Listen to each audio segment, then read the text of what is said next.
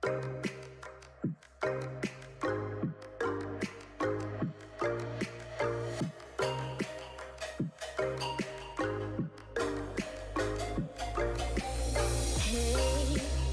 we can run away.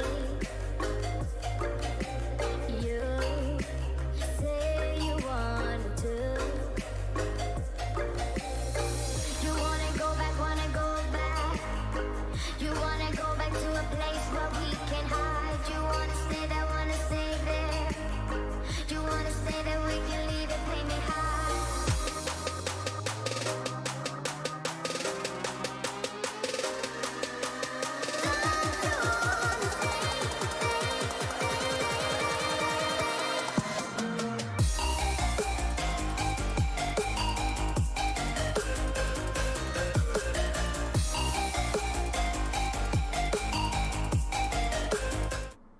All right, and we're live, guys. Welcome to the BIA Gamecast podcast.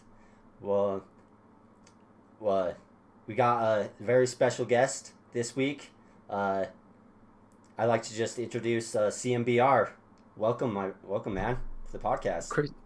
Thank you, Infinite Crazy Mate. Thank you guys so much for having me on. I've been a listener for a little while now. Just really excited to be here and be able to talk about some of these great topics with both of you. So thank you so much. Yeah, we're super excited. We got a packed show today. We got a lot of topics. You know, if anybody's been keeping up with the industry, you know, we got Bethesda Roundtable that happened last week. That's huge, but we're going to try to just cover as much as we can. We're going to go through all the topics, and we're not just going to talk about the Roundtable, even though that is a major topic, but we got a lot to get into it, so I'm super pumped, super excited. Let's go. Yeah, so we're going to start off. First off, I'm Infinite AA, and this is our podcast of Brothers in Arms. It's me and Crazy Mate Gaming. We're blood brothers. We come together every Wednesday. It's going to be changing to Fridays here next week, but we've been coming together every Wednesday since last year in October, give or take a couple Wednesdays, to talk gaming. This is our passion. We love gaming, and we hope everyone enjoys the show. So to start out with, we're talking about the Bethesda Xbox Roundtable event / stream that happened last Thursday. So, well, first off, jumping in the stream, and Phil Spencer, Todd Howard, you had Aaron Greenberg, Sarah Bond in there, and they didn't save any time to just kind of say it. Phil Spencer says, he says that games will be exclusive to where Game Pass is. He says they did this for Xbox players and the Xbox ecosystem, and it's for Game Pass. That's pretty much what he said in a nutshell. So that's the exclusivity. It's kind of answered now. We've been talking about this for 6 months, you know. In the gaming community, people who were in the know, they come together and they say, what's happening, exclusive or not?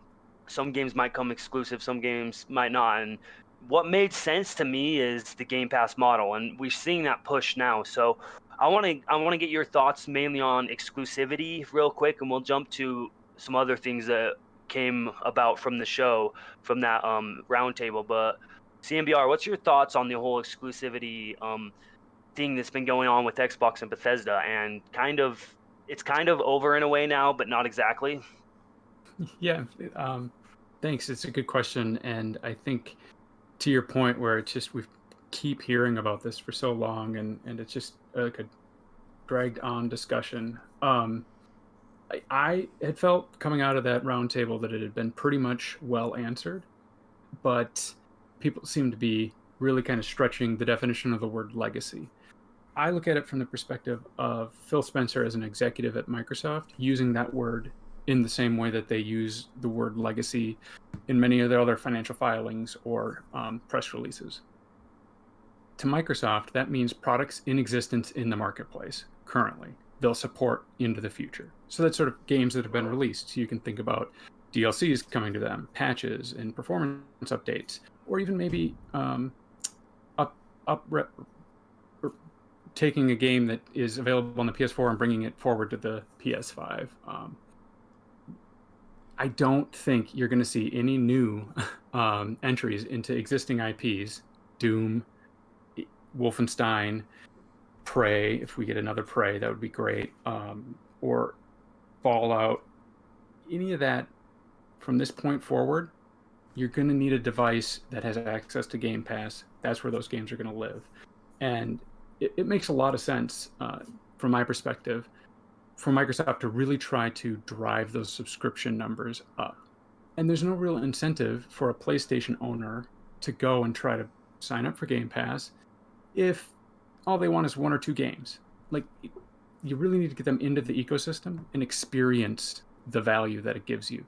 I've played so many games I would have never touched if I had to pay retail for them. That Game Pass has just added so much more flexibility to the way that I play games that the incentive for Microsoft is to hold those exclusive to draw people into that service. So that's kind of my thoughts coming out of that. I thought it was answered. I know there's still a lot of people who think it's open for discussion, but what do you guys think?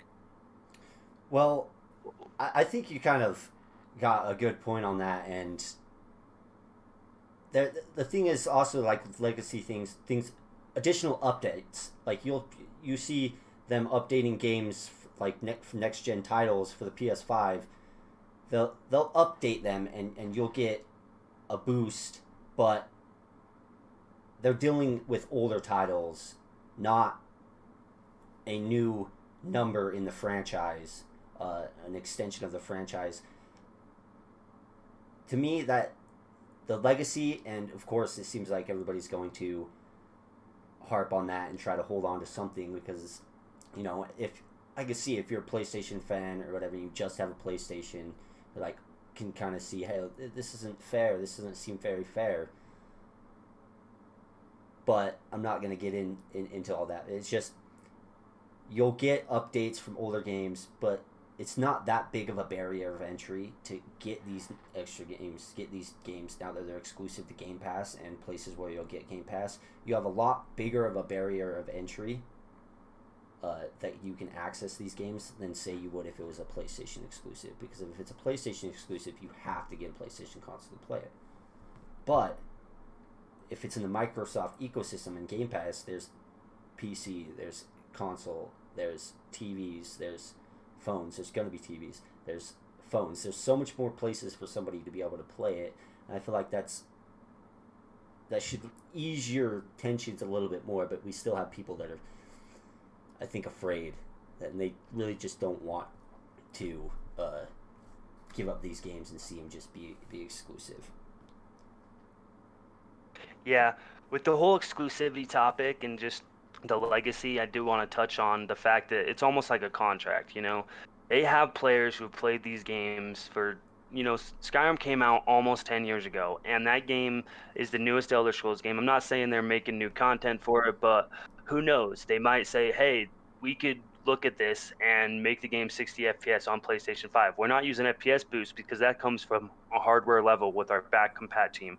So they'd have to do more work. But if they find that worth it, they may do stuff like that.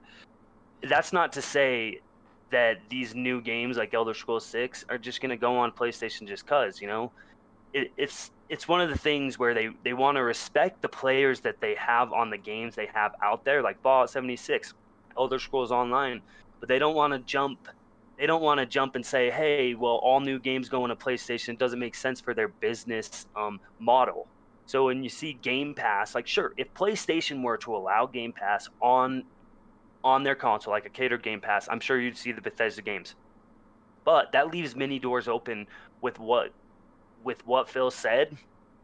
So me personally, like CMBR said, I take it pretty, like, as a hard line. Like, it's a Game Pass thing. It's not, oh, well, we talked about legacy. Does that mean that Wolfenstein 3 is going to be coming over to PlayStation because the old games are on PlayStation? Does that mean that Elder Scrolls games are going to be coming over to PlayStation because those games have been on PlayStation? No, that's not what the legacy means to me. Yeah, in fact, I think both you and Crazy made some great points there. And when you're talking about some of the past comments that Phil has made, I know people harp on him for saying he doesn't feel that exclusives are great for the industry, but they always just make a leap from that comment to the assumption that he's saying, oh, all games should be available on the Switch or the PS5 or any other of our competitors' platforms. When he says those comments about he doesn't think the exclusive is great for the industry, what he's saying is he doesn't think one platform being the driving motivator for selling video games is good for the industry. He's talking about, like you just mentioned, publishing to those broader platforms and meeting the gamers where they are, on the phone, on tablets, on the PC, hopefully soon, maybe even just a dongle on the TV if your internet's good enough and you can just stream games over xCloud. So it's really just about finding a good way to bring those games to their gamers.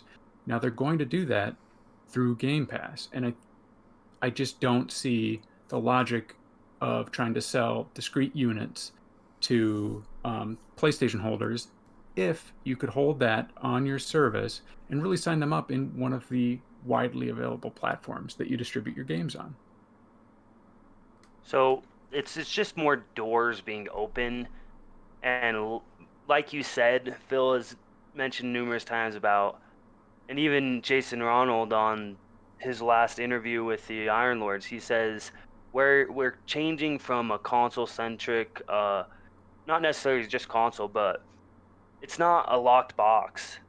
We're going to where the players are at, and we're not making the players come to us. When you think about it in that sense, that's exactly what they're doing with this exclusivity deal and buying out Bethesda.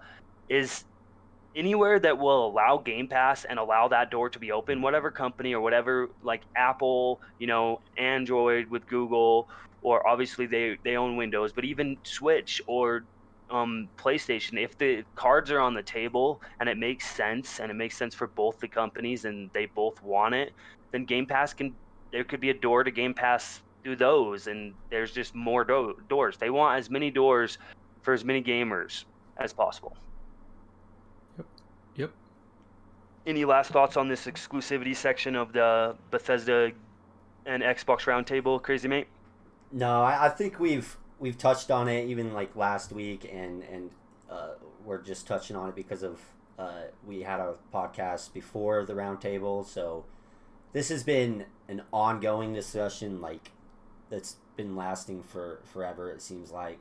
So I know is that I think Phil Spencer really put that hard line, like you said, and there's people that are trying to spin it and cross it, but that it's a hard line, and we're really just going to see that hard line.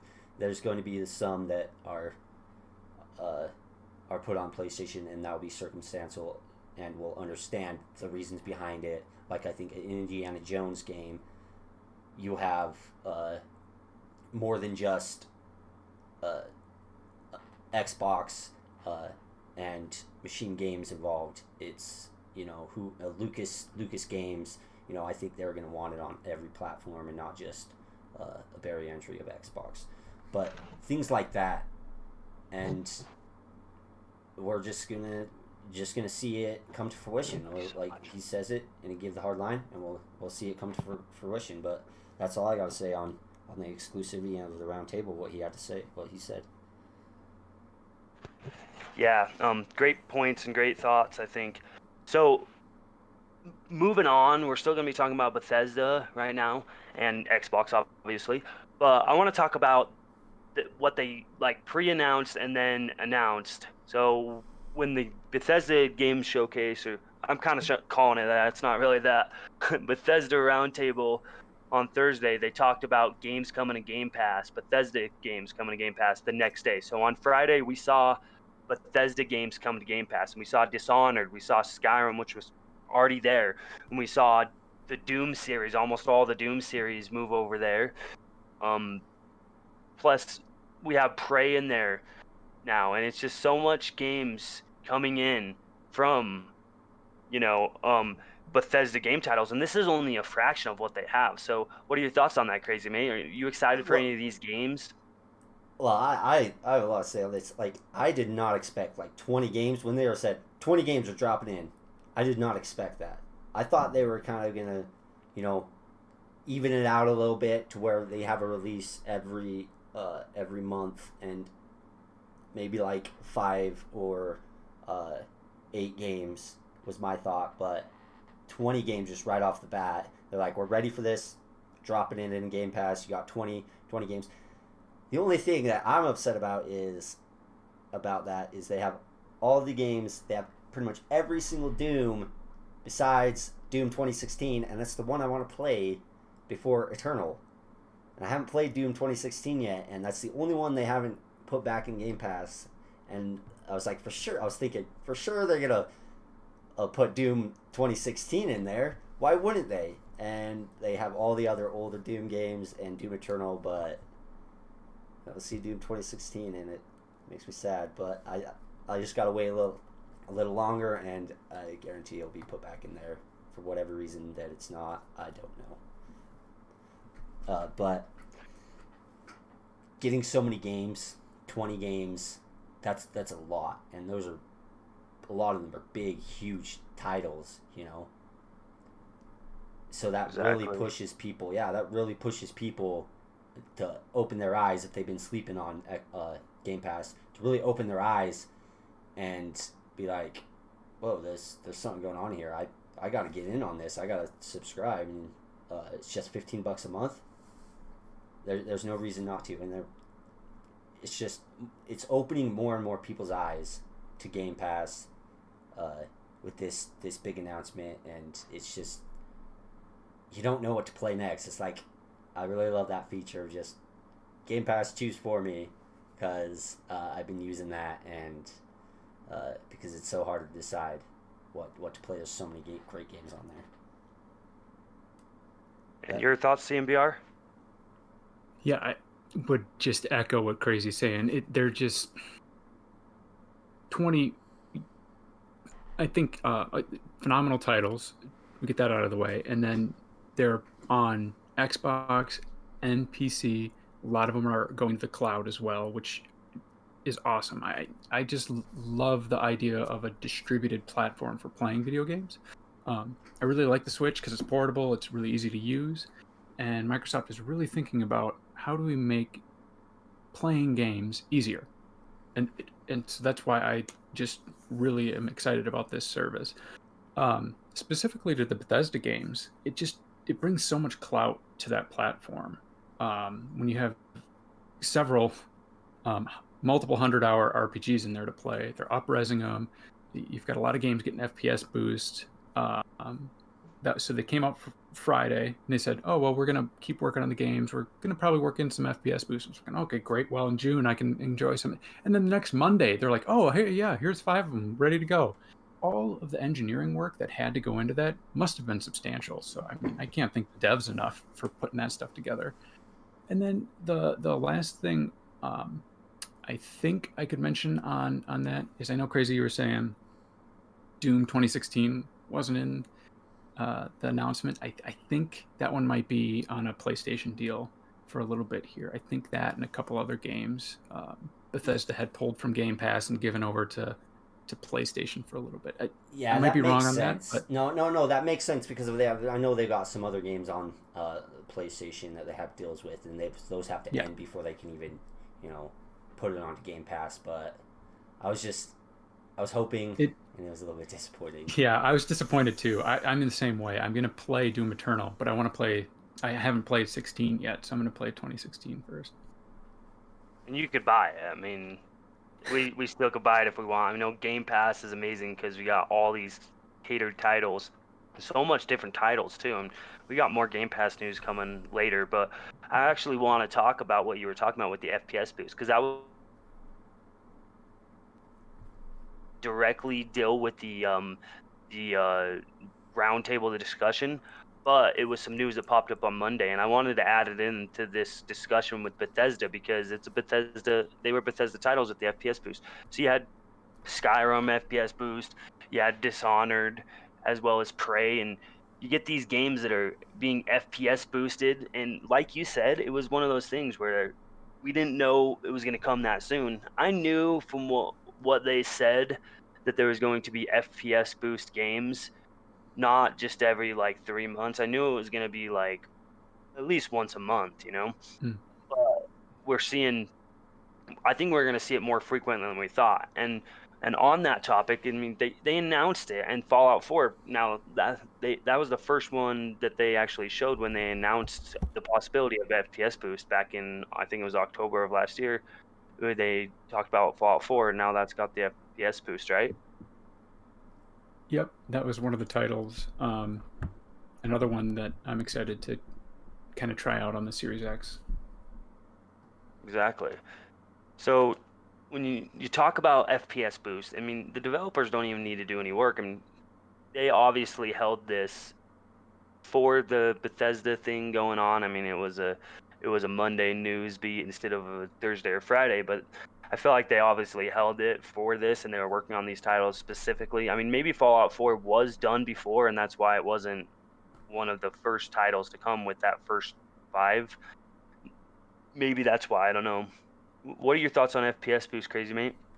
Oh, it's an amazing thing to go through, and I think especially for those people that haven't played it, you know, and for those younger generations like me that haven't played these older games, and it's a little bit harder to go back to these older games after you've experienced amazing graphics and amazing frames and the look of these newer generation games, to get just a boost, to make it even an FPS boost, to make it just that much better, to experience it the first time. I think, especially me, it makes me more excited to get into these games with the FPS boost. But also, for older people that have already played the games, they're like, oh, well, I want to go back and see what it looks like, the differences, and get more engagement in these older titles and these older games, and especially kind of have the younger generation not sit out on these games, but are more likely to probably go in and play them now that they're quote unquote modernized. Yeah. I mean, old games to me, they do matter. I know some people will be like, old games don't matter. I played that 6 years ago. Well, I wasn't a hardcore gamer 10 years ago. I was just a casual person that would play on my friend's Xbox 360 every once in a while. And I loved the Nintendo 64. I mean, and then I'd play on my friend's Wii, but I never owned a Wii. So I wasn't a hardcore gamer at all, for one. So there's so many titles that I just haven't played that I want to play. So I hate the mantra of old games don't matter. Why do you keep pushing old games? Because there's a select player base out there that does appreciate what they're doing with the backwards compatibility and old games. I mean, I still want to play Skyrim because I have never played Skyrim, and me and Crazy Mate, we have a buddy and he loves Skyrim. We're talking about it all the time, and he's like, "Yeah, you should definitely play." I'm like, "When I find time, when I find time." Well, I think the time is going to be coming sooner than later, especially with this FPS boost. And on my Series S, I'm playing Skyrim at 60 FPS. Hopefully it's hits 1080p more often than not. But but yeah, that's just one of the awesome things about Xbox. And we can close this topic off if anyone wants to give their final thoughts on the roundtable discussion and the FPS boost and the new games coming to Game Pass through Bethesda. Just to get on that, old games, it may be old to you, but it could be a new experience for someone else. It's that's never experienced. It's new to them.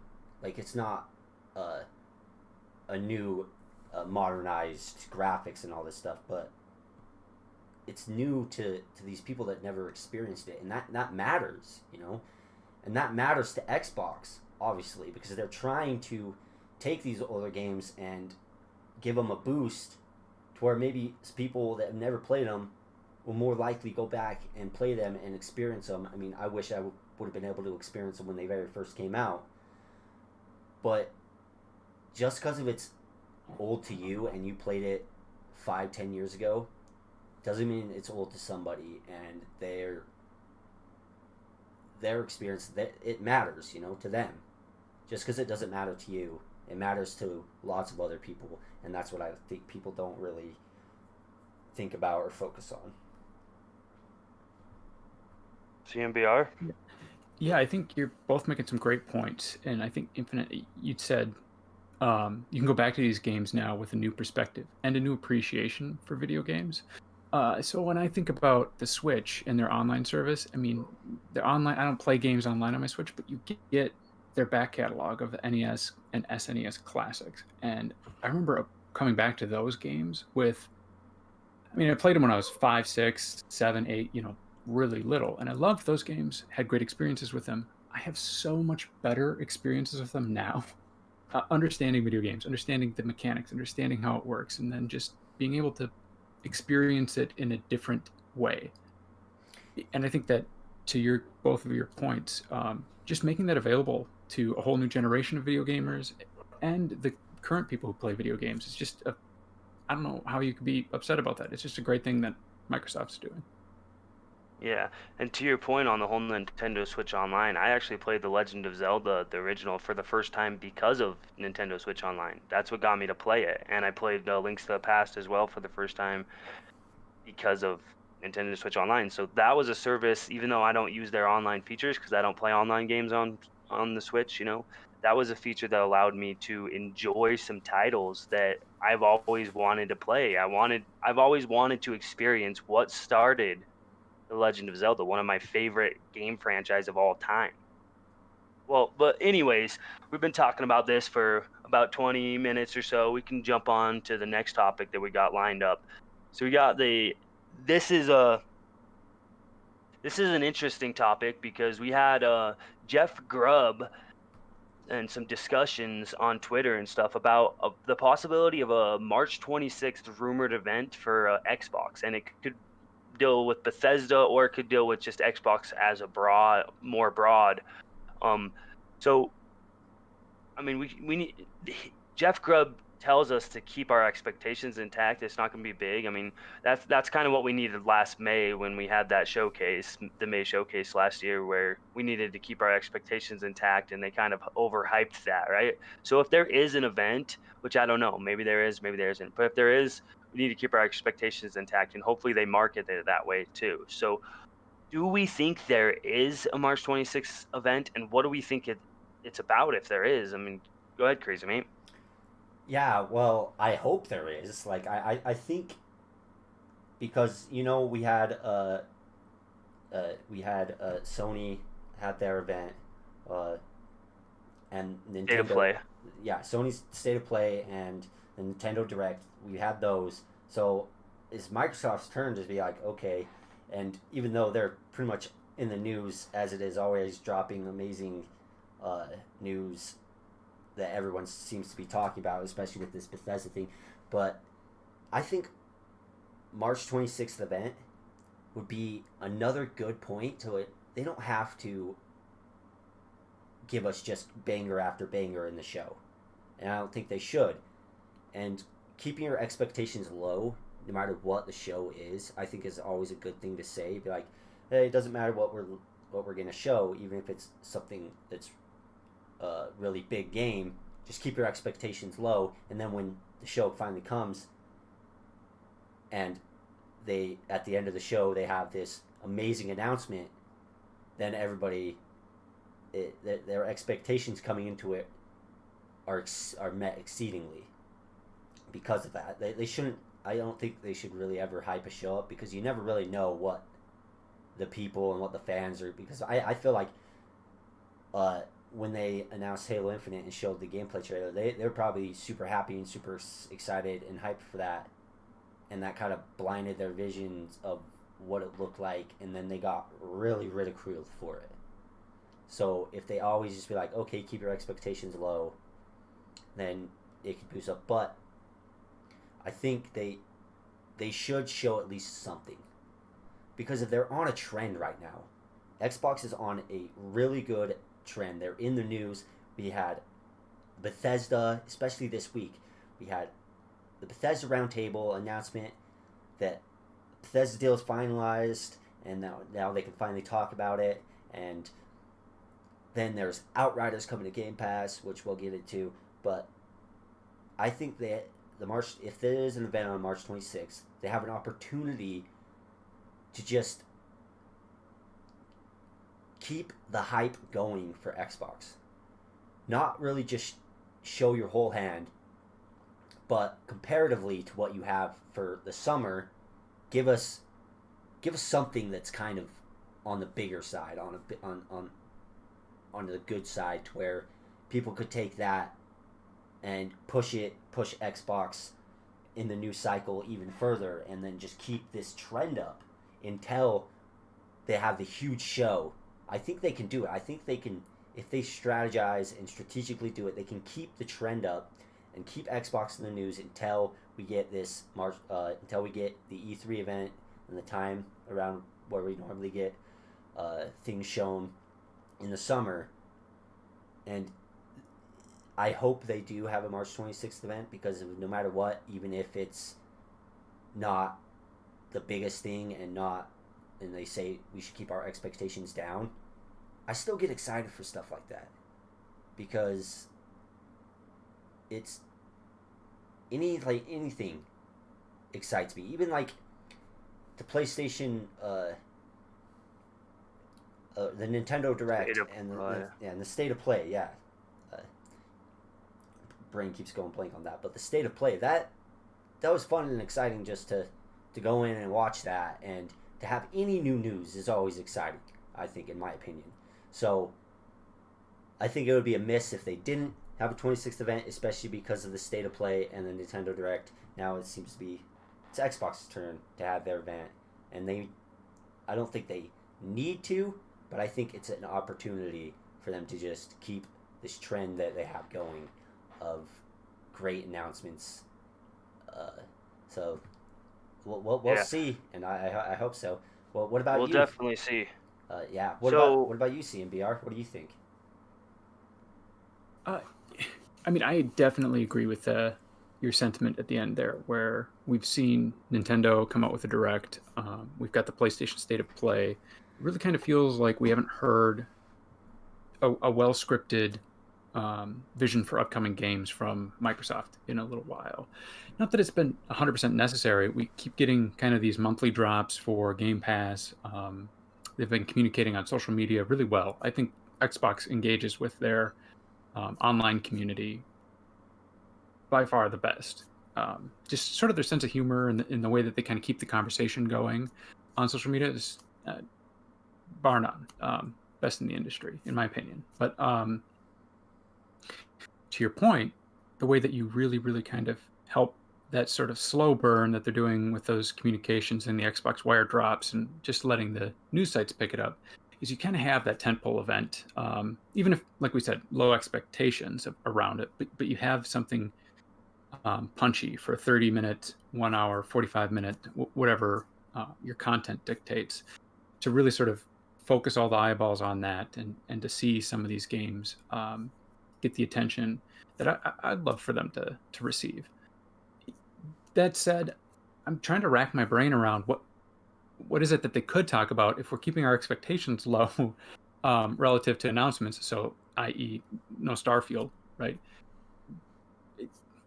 And no other big announcements from the legacy Xbox game studios. I just don't know what they would use to round that out. Like, they just dropped such a megaton this week, I think, of titles coming to Game Pass, and some really interesting ones. And I think we can talk about that more kind of maybe later in the show about what we want to play and whatnot. But some really kind of exciting things. Octopath Traveler sticks out. Just what they're doing with Square Enix in Game Pass really sticks out. So I would be excited. I'm not sure what at all to expect. Keeping my expectations low, I would just be excited to see 10, 15 games that they have coming up between, now and to get us through E3 and maybe into July. Yeah, I think they're setting the precedence for low expectations on first party. Don't really expect anything huge first party there. I think they're really gonna, if anything, be focused more on third party, and they could really have a big announcement for third party, or a good size announcement for third party. But I think when they say keep low expectations, they're like stating we're not going to be announcing anything from our first party. But that's just my thoughts and opinions on that. Well, when you talk about what could be going on, I mean, we got marketing. Xbox still has people that come to them for marketing, so there could be something indie game titles or maybe something to do with Scorn, which was showed off and we don't know a ton about. Things that don't make sense for E3, especially if they're planning on having a packed E3. I know it's kind of iffy with COVID and everything, but with the virtual event of E3, I do believe Xbox said they're going to be there. I mean, they've always been big supporters of the ESA and E3 in general, so I do imagine they'll be there, and they want to show some important. They want to show big things. So we do have some smaller things in the pipeline that may not go to E3. We have, Double Fine's game, the Psychonauts 2. Maybe they show that. We have the Age of Empires, the Age of Empires Definitive Edition. No, is that number 3 that they're going to release, or 2? As well as Age of Empires 4 and news like that. I mean, we could see a bunch of this different stuff that we don't really know we know about it, but we don't know what's going on with it, and some of it might not make sense for an E3 showcase, especially like a lot of people jump into E3 with high expectations and they don't really care for the lulls in the program, and some smaller games get laughed at because of the big games shown. So if you have your own event where you show the smaller games and the indie titles and the second party deals or third party deals, then it's kind of a win-win situation in my opinion. And it might not be a March event. It could be an April event, a May event, but I don't know. The sooner the better, in my opinion, to try to push what they got in the pipeline for the next 4 months. Yeah, I agree with that. That's a great point. Like that, how do we communicate some of maybe our smaller publishing partners and games that we've kind of taken on through the Xbox publishing, or maybe even Bethesda has a few like that, that could be coming up. The Double Fine Psychonauts 2 game, it's a great call. I almost forgot about that one. I feel really bad saying that, but that one's kind of fallen off the radar as well. That would be a really cool kickoff event for a March or April showcase where they put a date on that, because I mean, Sony put a date on Ratchet and Clank, I think, at their State of Play. Yeah, and then you had the June. Returnal. They had some really interesting games, some cool things that they're doing. And it's not like Microsoft isn't doing cool things, but I really think a lot of work and a lot of effort went into closing that Bethesda deal. And I think it's really sort of sucked up a lot of the resources. And then we had the holiday as well.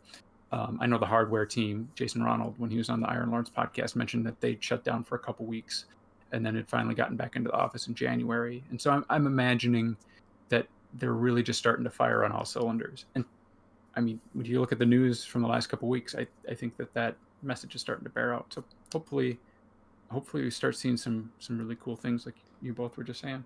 Yeah, I want to see more games. I want to see games. Definitely more So games and new that's all I'm stuff. hoping And for. It doesn't matter if it's huge, big announcements. I just like seeing games. Yep. so, I mean, we don't know whether there will be an event or not. Maybe in the coming week we will see. So that's what we had on that topic. So we're moving on to the next set of topics, and we got a big one here. So the news dropped, I think it was yesterday or the day before, that Outriders is coming to Game Pass. And this is a big game by Square Enix. It's kind of like a Destiny Light almost, except for it's more single player, I believe. And I've heard it in the news. I mean, there's this one YouTuber that I watched that used to do Halo Wars 2 content, and he moved over to Outriders, and he was kind of hyping up the game a lot. I don't know what his thoughts are on it right now, if he's played the demo or not, but a game, first third-party day-and-date game to come to Game Pass. That just shows, in my opinion, what Game Pass is. Game Pass isn't just fodder games anymore. And I don't think it really ever was. I think it just had to build the base and somewhere to start.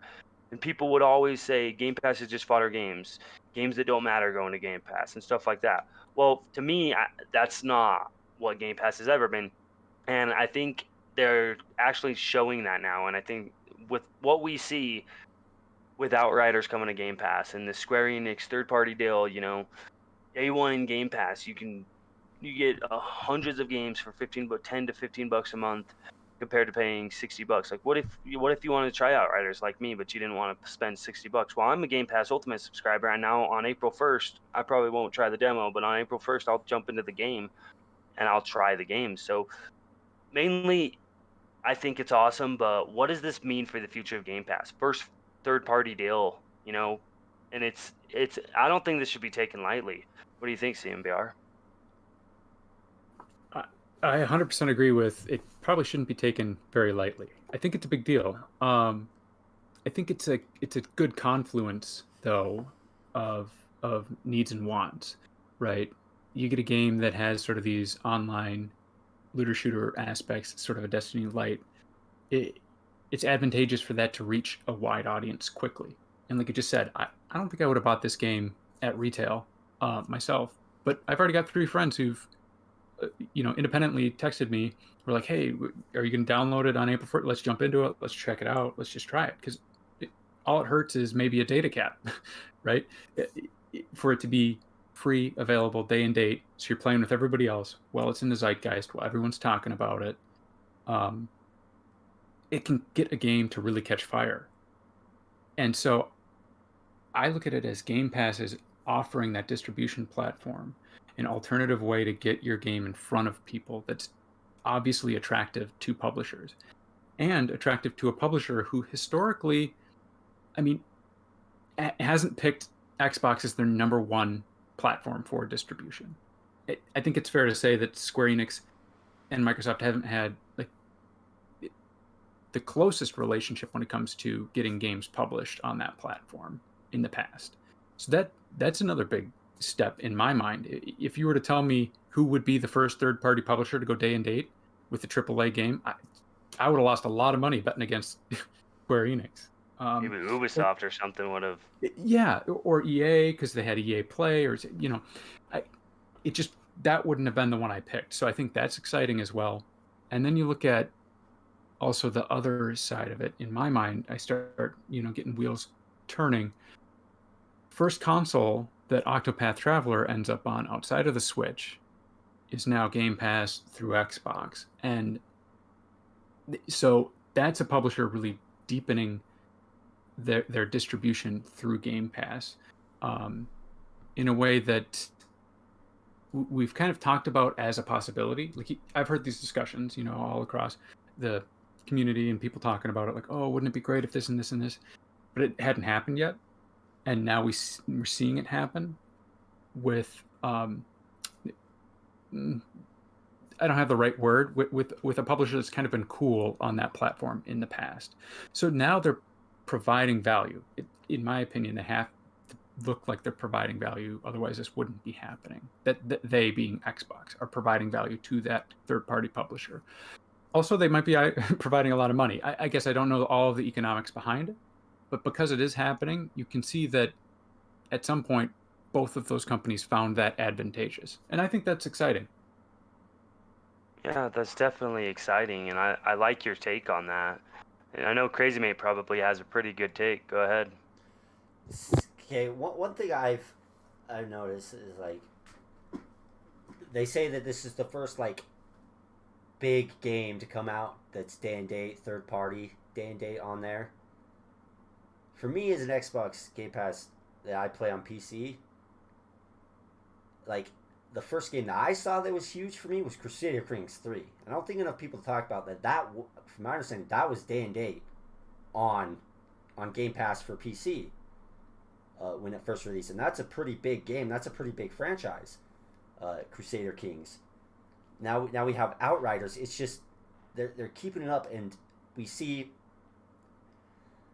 publishers, they're looking at this and they're like, okay, we can see the viability of this. We can see how this can grow our reach, because if you're entering a platform that has 25 million subscribers, so your reach is 25 million people that could see your game and be like, oh, maybe I'll play this, and you're opening your.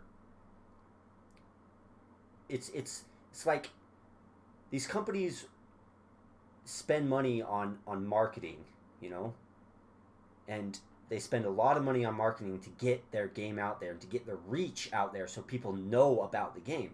But I feel like Game Pass in itself is a major marketing tool as it is, because it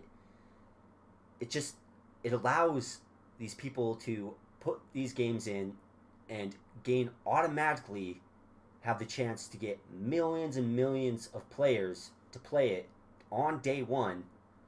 And you see a lot of people in gamers, especially if they like the game, they're going to go out and buy it. And to me, it's even better because on Game Pass, things are discounted. So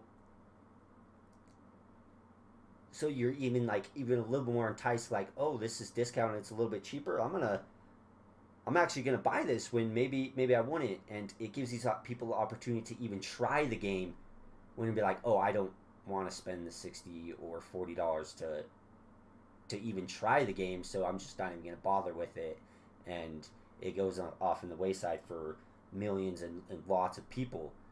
So to me, Xbox Game Pass is a huge marketing tool that these publishers and these developers can use and get more of a reach than they would spending so much money on advertisements and other ways they market their game to get it out there and known. So it's a wonderful thing, and we could see the writing on the wall for this, but it is kind of unexpected, like already huge, just day and date, a major hyped game that people are like really loving and playing and enjoying. Oh yeah, that's coming to Game Pass day and date. And especially from your point, CBR, especially a publisher that's not really known to be playing ball with Xbox. They're more, they like playing with Sony and PlayStation, and like partnering with PlayStation.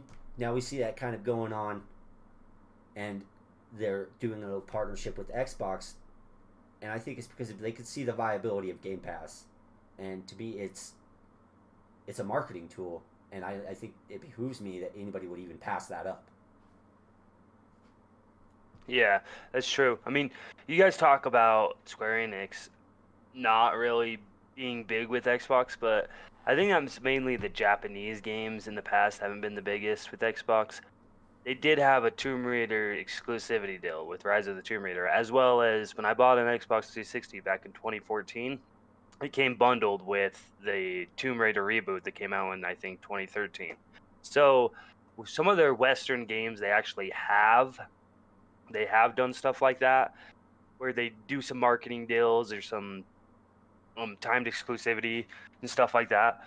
So mainly Japanese games, and this game's not really a Japanese game, but we do see more Japanese games come to the service and on Xbox than we have in a long, long time. So it's kind of writing on the wall, in my opinion. I mean, any closing thoughts on this before we move on to the next topic? I guess I would say that's a great point. The traditionally sort of Western developed and then Square Enix published games were easier to distribute on Xbox, but we are seeing more of their traditional Japanese games, like with Dragon Quest and all the Final Fantasies. Well, not all of, but I mean, a lot of Final Fantasies being available on Game Pass as well. So that's just exciting because it's just more access to more gamers to more games. So that's my last thought on that one. All right. What about you, Crazy Mate? Any last thoughts before I jump ship on next topic? No, I think I've said my piece about Outriders and Game Pass. It looks like a lot of fun. I'll definitely be trying it out. And literally the only reason why, pretty much the only reason why, is because it's in Game Pass. So that's me, and that's probably a lot of other people. So it just screams good things to me. That's all. And if you like the game, you can buy it discounted. If you do a trial for Game Pass, or if you just pay $15 for the month and you like the game, buy the game. You don't have to continue with Game Pass. I mean, it's just options and choices. That's all. So last week we had 343 Industries talking Halo, so they had a Twitter questionnaire. So it was called Ask 343 Industries. So they do this. They're gonna be doing this every month, pretty much. After a couple weeks after the Halo Infinite, Inside Infinite blog post, which they do. So this was their Ask 343 that happened about a week or two after the last Inside Infinite, and it mainly deals with any questions about the topics they've talked about. So we had that, and some fans were upset, to be honest. I mean, I wasn't upset, but some fans were upset because it got revealed in there straight up and straightforward. They weren't beating around the bush, where they were asked, "Is there going to be dual wielding in the game?" I mean, we had dual wielding in older Halo games, so it hasn't been back for quite some time. But we have some players that love dual wielding, and they said no. The cards aren't on the table right now, and that's just not something they're thinking about at the moment. But they said never say never. And then they also got asked about playable elites, like playable elites, right? So that was another thing where they just straight out said no, and it just, some fans don't like to hear no when it comes to these things. And when you got such a big game like this, and it's an homage to older Halo games, it might seem like a kick in the teeth that these things aren't in there. But we know Halo for the past five or so years has been very big on competitive, and I just think mainly that might be the reason is the competitive. They build it from the ground up for competitive play, which does wield the question, why can't it be in the campaign? But maybe that's just not part of their campaign scope at the moment. Maybe that's just not part of the storyline that they want to tell, or the feel that they want to enact with the game. So I want to get Crazy Mate's thoughts on this. I mean, are are you upset about the lack of dual wielding and playable elites, and do you find it flabbergasting that people are upset? Well, no, I can understand, uh, people being like, because that's like a fun aspect, you know, and even if I say them just saying straight out no, like that can be like, okay, why not? And they explained kind of it's not in the scopes right now. I hope they can kind of do add that in, and not necessarily to the competitive aspect of it, but just for things like custom game modes or campaign. Adding that little bit of thing in there can make it a lot of fun. Make custom games even more fun, and even with the playable elites, putting in custom games and making so you could have that. Or I can understand the playable elites a little bit more, and especially with what they explained. Uh, this is a Spartan story, and that's what they want to emphasize and focus on. But to me, I didn't see that as a big deal. I mean, I can understand where people are coming from that, especially older fans that could be something they had a lot of fun with, and it's a disappointment that it's not going to come back in Halo Infinite, where it's supposed to be an homage to the older games. I was super excited for everything else that they were stating in that they were saying. The weather system, they're trying to implement weather systems, and just making this world and the ring just so much more immersive, where you drop on that ring and you feel like you're there in the environment. And the player's choice, the freedom of player's choice, they emphasize on that as well a lot. It got me really excited for Halo Infinite again, and I think they've been doing a really good job on that. They've been doing a really good job of keeping the players and keeping the community in the loop, and really trying to fix the mistake that they made, because they really cannot let this game flop. They can't, and they don't want to. They don't want to let the gamers down.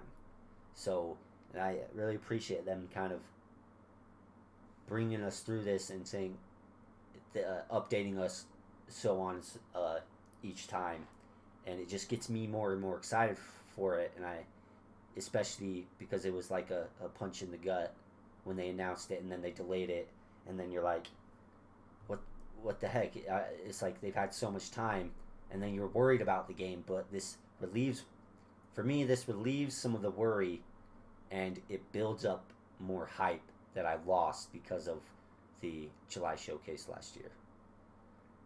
So I'm super excited, and I really enjoyed it. What about you, CMBR? Did you get to watch or listen to Ask 343? Yeah, I watched their 343 sort of video and listened in, and I'm in a similar boat as you, Crazy, where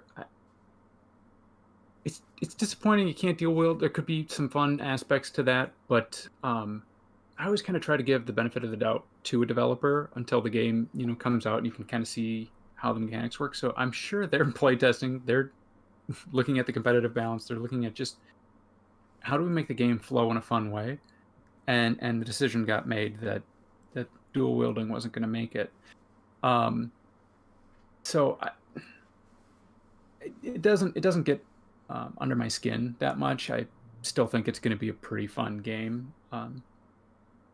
But to your exact point, the other topics that they brought up on that video are the ones that really excite me: the day-night cycle, the weather cycle, and just seeing the environment itself being damageable. And then also they talked about the ring being fully 3D modeled so that the lighting effects are accurate to what you're seeing. The ring will actually go into an eclipse once a day, because at one point the light starts to be edge on to behind the ring.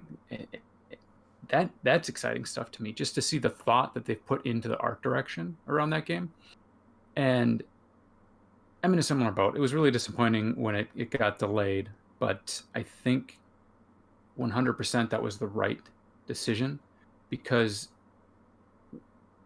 when you're going through your first work from home, like I think everything went down in March and you're trying to ship the game for November, it's just, those are some crucial months of polish for a game to really come together, that extending it out, I'm going to assume that they'd launch it in November again this year, extending that a year and really allowing the developers to come full circle, to get all the up-res, to get the textures working, to get all of the developer tools in place, and to be using those effectively so that you don't see things, I think it was the July showcase that you were seeing in the July showcase, like sort of in shadow texture effects not looking great, or the pop-in that was happening on that demo sorted out. And so when you first experience the game, it's the best version of that game. Because I use Cyberpunk as an analogy to that. Like that was a game that probably should have been delayed a year as well. True. And people, their first encounter with that game has been so negative. I was super hyped for that game. I wanted to play that game, and then it came out and I heard all and I just didn't. And now I'm not going to until they do the next gen patch and really get that thing firmed up. And instead of having all of that negative and disappointment and angst in the community, Xbox made the tough decision and just said, hey, we're really going to just keep this in the oven until it comes out baked. So I'm in the same boat. Like, it didn't hurt my feelings. I'll trust the developers, but some of that other stuff was really, really exciting. So that was my thoughts. Yeah, Yeah. I think you say some great points, and it's like, it's never a bad thing to delay the game, and it's I think on the long run it's always better, because of once you, and especially with Cyberpunk, once you release the game, you can't take that back, and then people's first impressions of it turns them off, and then you may never get them back, and you could see it with community members against CD Projekt Red. They're so upset and so pissed off at them because they hyped this up so much, and then they gave them a trash buggy game. You can't take that back. So it's, in my opinion, and I'm used to playing pre-release games in alpha and in beta, so it's not really a huge deal for me. I can understand that, and I can see that it's always better to just, okay, let's take the stress off of trying to push for this date, take a step back, and do everything we can to release it when it's ready. Yep. And not beforehand. Yeah. My sentiment on the whole Ask 3 for 3, I mean, I obviously said I don't really care that much about dual wielding or playable leads. I thought it was cool in Halo 3. I honestly did, but I I look forward to the games that came out after Halo 3 and Halo Infinite. I mean, those are the games that excite me the most right now because Halo 5 got me really into Halo. Halo 3 got me a Halo fan, and Halo 4 I liked, but Halo 5 really, really got me the Halo fan I am today. So mainly, I do like the day and night cycle a lot, and I like what you said about the detail, like the eclipsing on the ring and stuff. But the one thing I do want to bring up is how they said the cutscenes are all in game and they're going to transition very, very well. I Oh, think yeah. that's super awesome, and I think that that could be a reason why we saw like not the greatest cutscenes and not the greatest gameplay all in general on that showcase with the gameplay showcase in July because they still needed to do a lot of work. And if they're doing in-game cutscenes in engine and in-game, then the work they're doing in-game is going to mirror the work on the cutscenes and vice versa, right? So maybe that's why they both looked kind of lackluster. I Yeah, don't know. I mean, that makes sense. The next other thing, and I know me and you were talking about this and how this has happened to.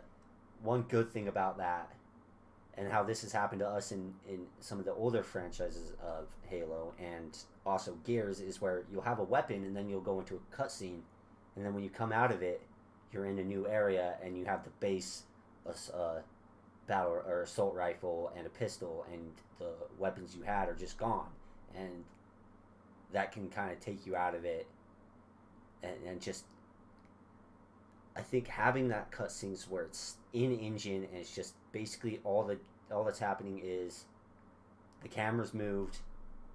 It really helps with the immersion, and if they and I think they really are going to hit it out of the park with the graphics, and it's going to look so much better, and even with the cutscenes won't look as good as they could in a pre-rendered, cutscene story cutscene that they would do. But I like the idea of doing it in game, to where it's a smooth transition from gameplay to cutscene to gameplay, and that really excites me. That's awesome. yep. I mean, this Inside Infinite and the Ask 3 for 3, I do really enjoy this every month that they do this, and I hope they keep doing it every month like they said they're going to, because this slowly builds my hype back up for the game. It makes me happy about what they're talking about, letting us know what's going on. And I mean, I don't see much bad coming out of it. I know not everything's going to be perfect, but to me, I just want a good Halo game sooner than later. I understand delays, but this game's been 5 years in the making for me. Like it's been over 5 years, right? I know technically they didn't necessarily start work on it 5 years ago or right after Halo 5 came out, but for me, I've been excited about this game for 4.5 to 5 years. And back in the day when I was calling it Halo 6, me and my buddies would talk about it and say, what do you think is going to be in Halo 6? When do you think we're going to see it? 2018 probably. It's going to incorporate this and the next thing, right? Who knows? But now we're actually starting to get an actual like real knowledge of what the game is about instead of just some cutscenes or some in-game footage. I mean, in-engine footage that kind of just showed the ring itself and the wildlife on there. And yeah, we had the story beat in 2019, but the 2020 showcase plus the 2021 Inside Infinites is actually bringing to light gameplay. It's bringing to light, design aspects and stuff like that when it comes to sandbox or when it comes to artistic design and what they're trying to do with the art. So that's awesome. Any last thoughts on this before we move on? I think the only thing I would wrap up on that is it's nice to hear the way in which they're communicating that information as well. It's not like an overhype cycle. It's not trying to get everybody just fever pitched. It's really just asking honest questions of the developers, and then just talking about the thought process and just hearing that. So I thought that was pretty interesting way to handle that sort of communication on a go forward basis. I forget the project director who came in. I forget the person's name, but it really sounds like they're doing a good job thinking about the aspect of the community engagement and what they're talking Joseph about. Staten.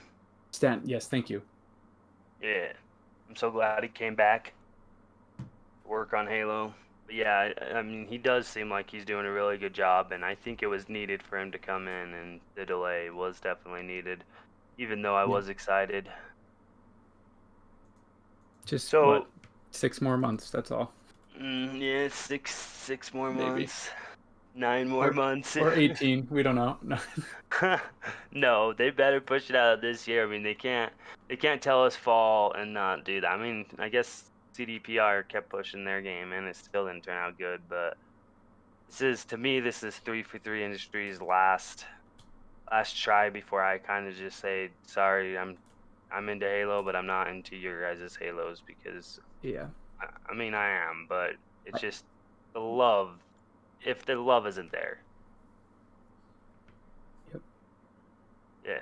So the next topic we got is an EA scandal topic. This came in. So this is moving past some Xbox topics to a more broad, third-party publisher. EA scandal. Take it off, Crazy Mate. Yeah, so basically what's going on is we have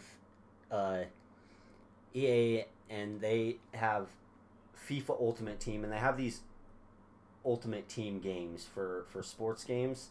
And in that, it's like a kind of see as a card trading. You gain different players, and some are really rare. And so what's been happening in EA's business practice, they love their microtransactions, and they push these microtransactions, and so you buy these packs hoping to get the character that you want, the player that you want. But what's been happening apparently for quite a while behind the scenes is that developers of EA, working for EA, have been selling these really rare players and really rare cards for thousands of dollars behind the scenes to people, and they're and people are willing to pay for this. They're willing to pay $1,000 to $2,000 for these cards because it's so rare, and they want it, and they want it so bad, and they're so good and so rare that I think this is consequences of microtransactions, that you have a black market coming along for developers, like, oh, I'm going to make a little bit of money on the side doing something that's unethical, selling these rare cards to people. And I don't know how long it's been going on, but it's kind of a big deal, and it shows a bit of light on what can happen when you really just emphasize on loot boxes and this random it's kind of like gambling, and you have a random chance, a very low chance of getting something you don't have or that's really good and you want, so you just keep pouring money into it and keep pouring money into it, hoping you're going to get it. And people have said, I just don't want to. I'm willing to spend a massive amount of money all at once for just one player.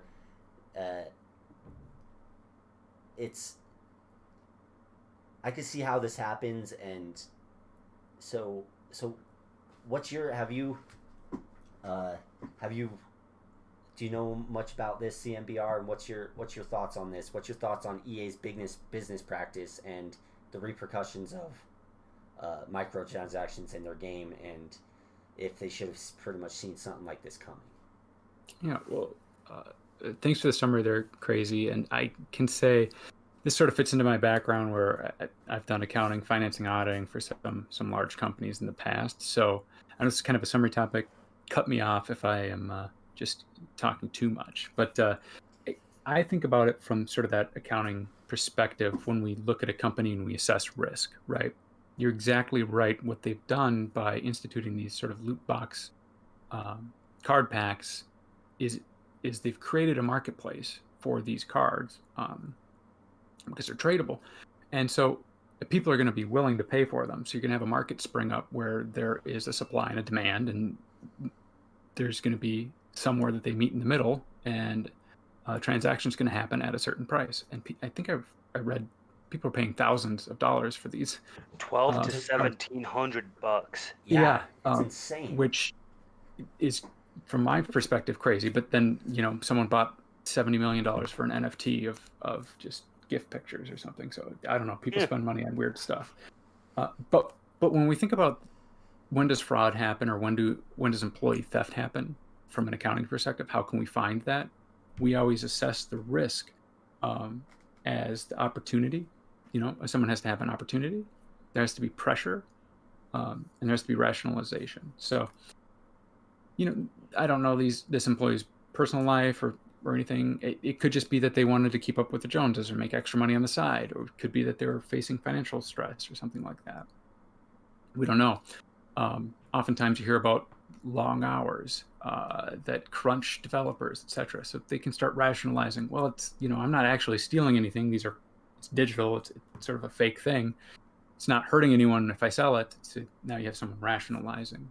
And if this developer has access to the DRM codes or however they get these cards available to sell, I'm not sure how that process works, but apparently they had it.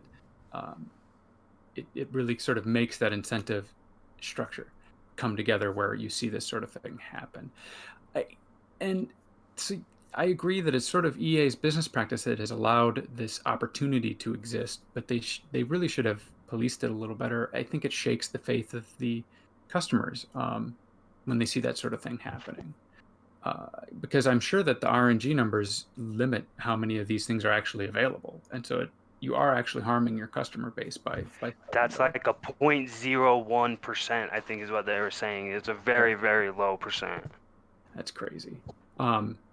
But the last point I would put on that is it just surprises me that employees would do this, because from what I know about ERP systems and just sort of how IT infrastructure works at a company EA size, if you're working on a company workstation, they know it's you, and they can see all the traffic that goes across the internet.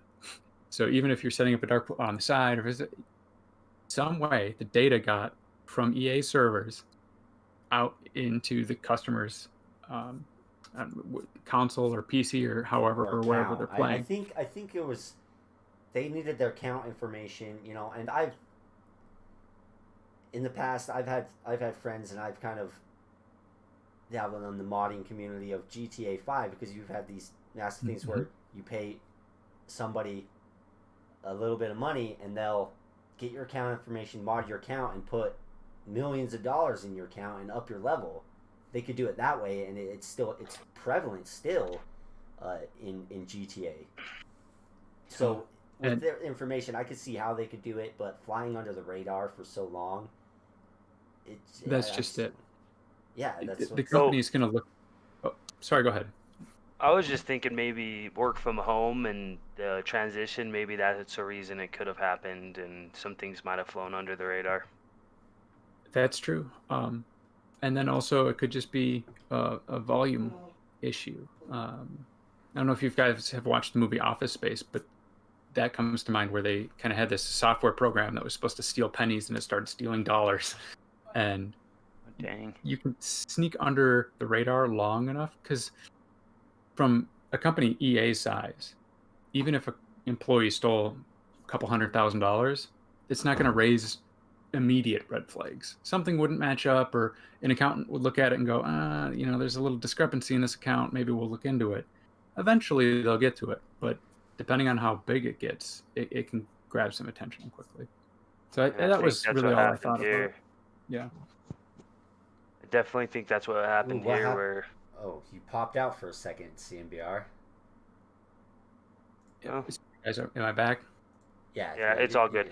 That wasn't for very long that you popped out or anything. Anyways, I see it as one of those things where something flew under the radar somehow, and to me it's really scummy. I mean, a developer doing this, which there's a good chunk of proof that this happened. I don't think you'd get numerous people tweeting about it and showing pictures of DMs and stuff like that. And some of the tweets are deleted, yes, but I don't think that would happen if there wasn't some proof. So I don't know. I mean, to me, it definitely did happen. I don't know how, and it's very scummy.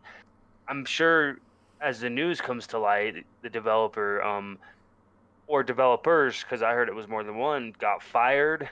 But EA doesn't want this to hurt them. They're okay with firing a developer, but they don't want it to get big enough that actually comes back to bite them as a company in the butt, because a company like EA is pretty scummy. They already have bad microtransaction um, loot boxes and card packs and stuff like that, where it's really hard to get some of these players and these player of the years or whatever you call them, right? They're really good players for the ultimate team on FIFA and Madden or whatever.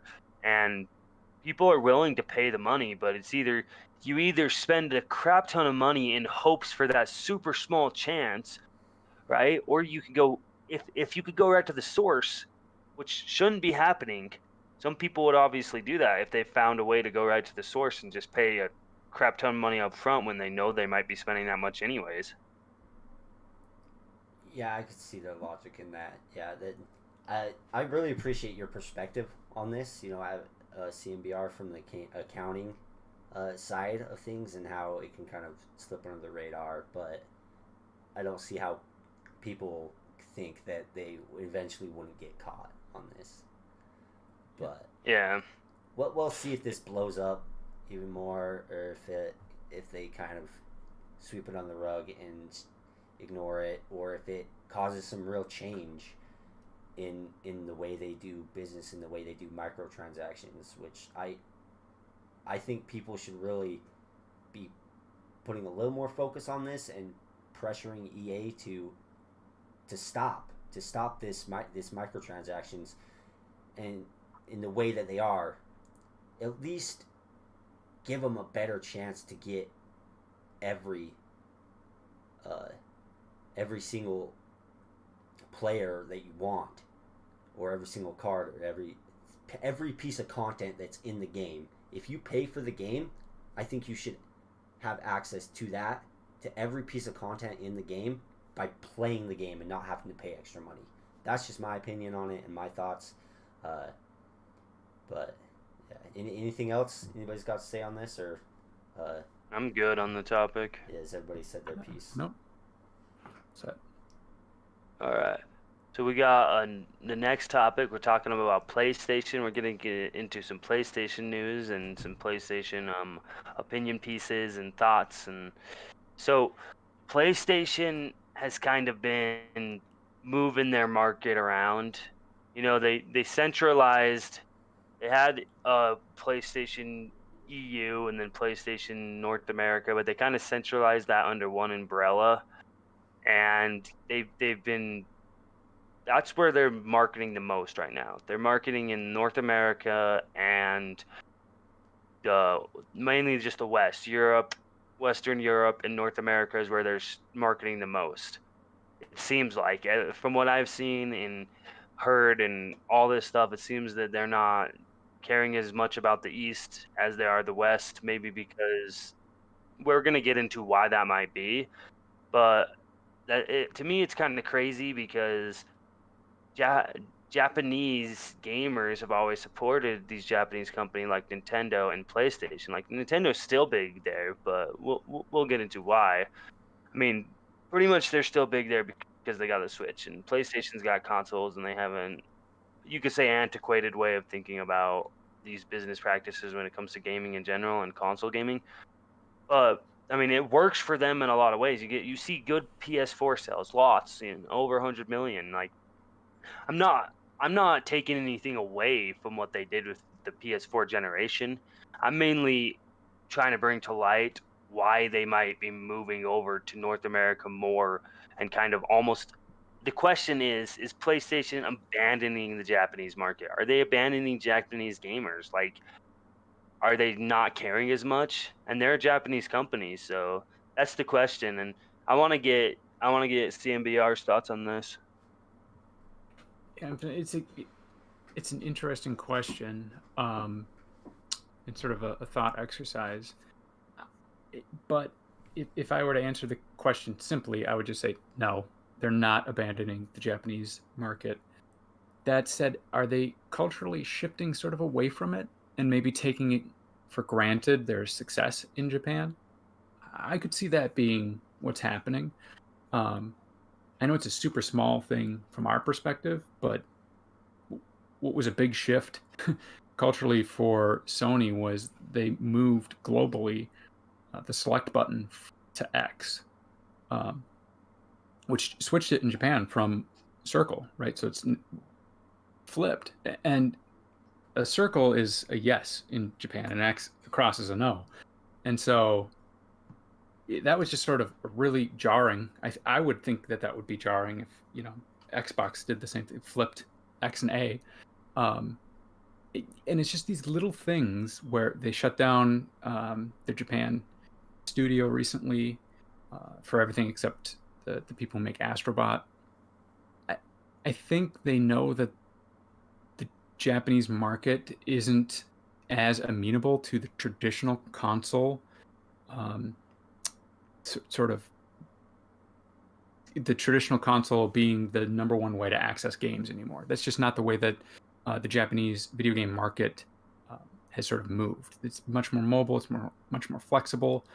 A way to play game. That's why Switch is caught on so big over there. But I think that Sony has sort of assumed whatever market is still there for the traditional console video gaming is going to be theirs. And I think so far it's really hard to get hard data on sales numbers. The NPD numbers or et cetera, the narrative has been that Sony's PS5 is doing much, much better than Xbox's Series X. I think that's to be expected. But as Microsoft gets more developed with their distribution platform and xCloud becomes a bigger thing that's coming over to Japan, you could see that maybe getting more competitive.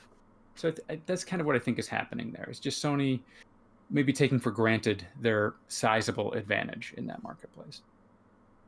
Yeah, I think that's some good points that we see the way they do business is obviously different than the way Nintendo and Xbox has been doing business over the past couple of years. And we don't want them to think, oh, I'm on top and I can't be knocked down, because that's what happened in the PS3 gen. That's kind of what happened with the Xbox One gen. We've seen this happen in Nintendo once or twice where they're like, no, we're on top. Like that happened with the Wii U. I can't get knocked down, right? But they do get knocked down.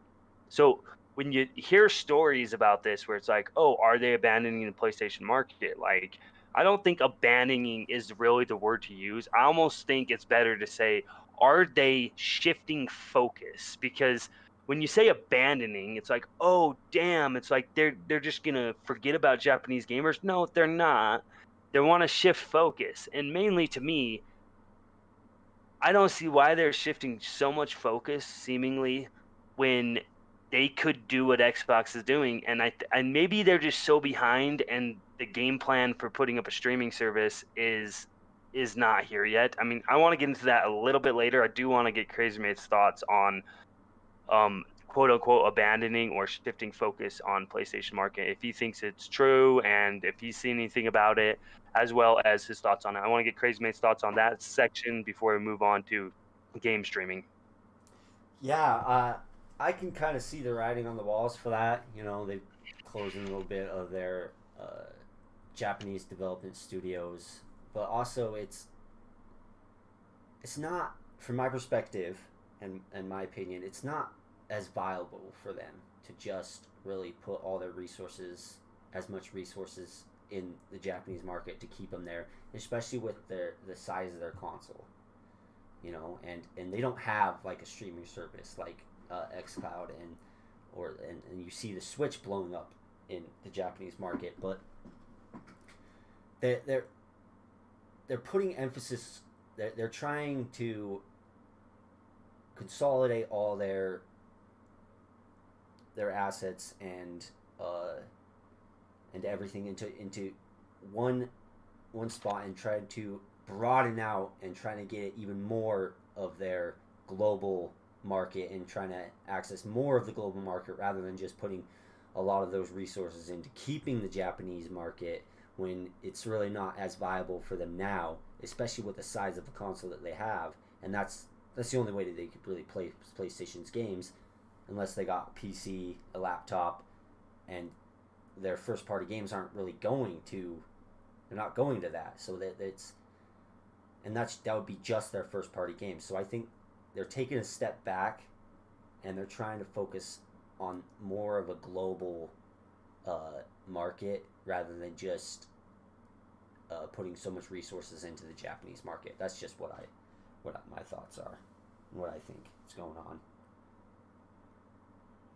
Yeah, I mean, I think we're all kind of right in a way, and maybe it isn't as bad as we're thinking it is. Maybe it's just a slight shift of focus, and maybe Jim Ryan has different plans for PlayStation than as a global brand, than maybe Sean Layden. I don't know.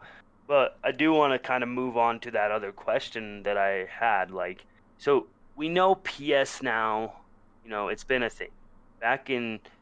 Anyone who owns a PlayStation can subscribe to PS Now. It's a game streaming service, and back in 2014, it was launched.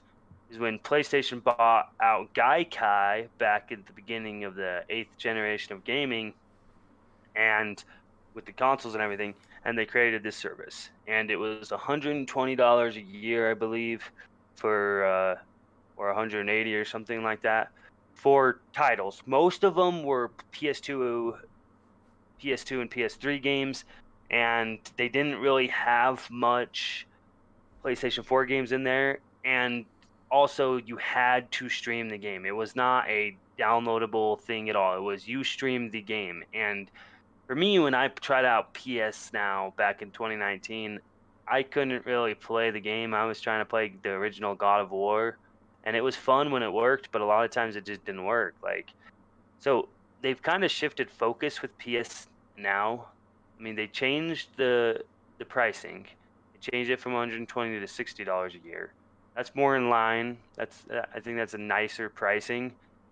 Where, as well, they kind of have upped their offerings on PS Now, and also allowed downloadable games instead of just streaming only games. I mean, not all of the games are downloadable like Xbox Game Pass, where Xbox Game Pass is only a streaming service when it comes to phones and tablets, and they'll probably add sections for the console and TV dongle or TV app and PC. We know that's coming, but I mean, I'm mainly talking more about PlayStation at the moment. We'll do a comparison, but the game streaming service that they've got going has not been up to snuff.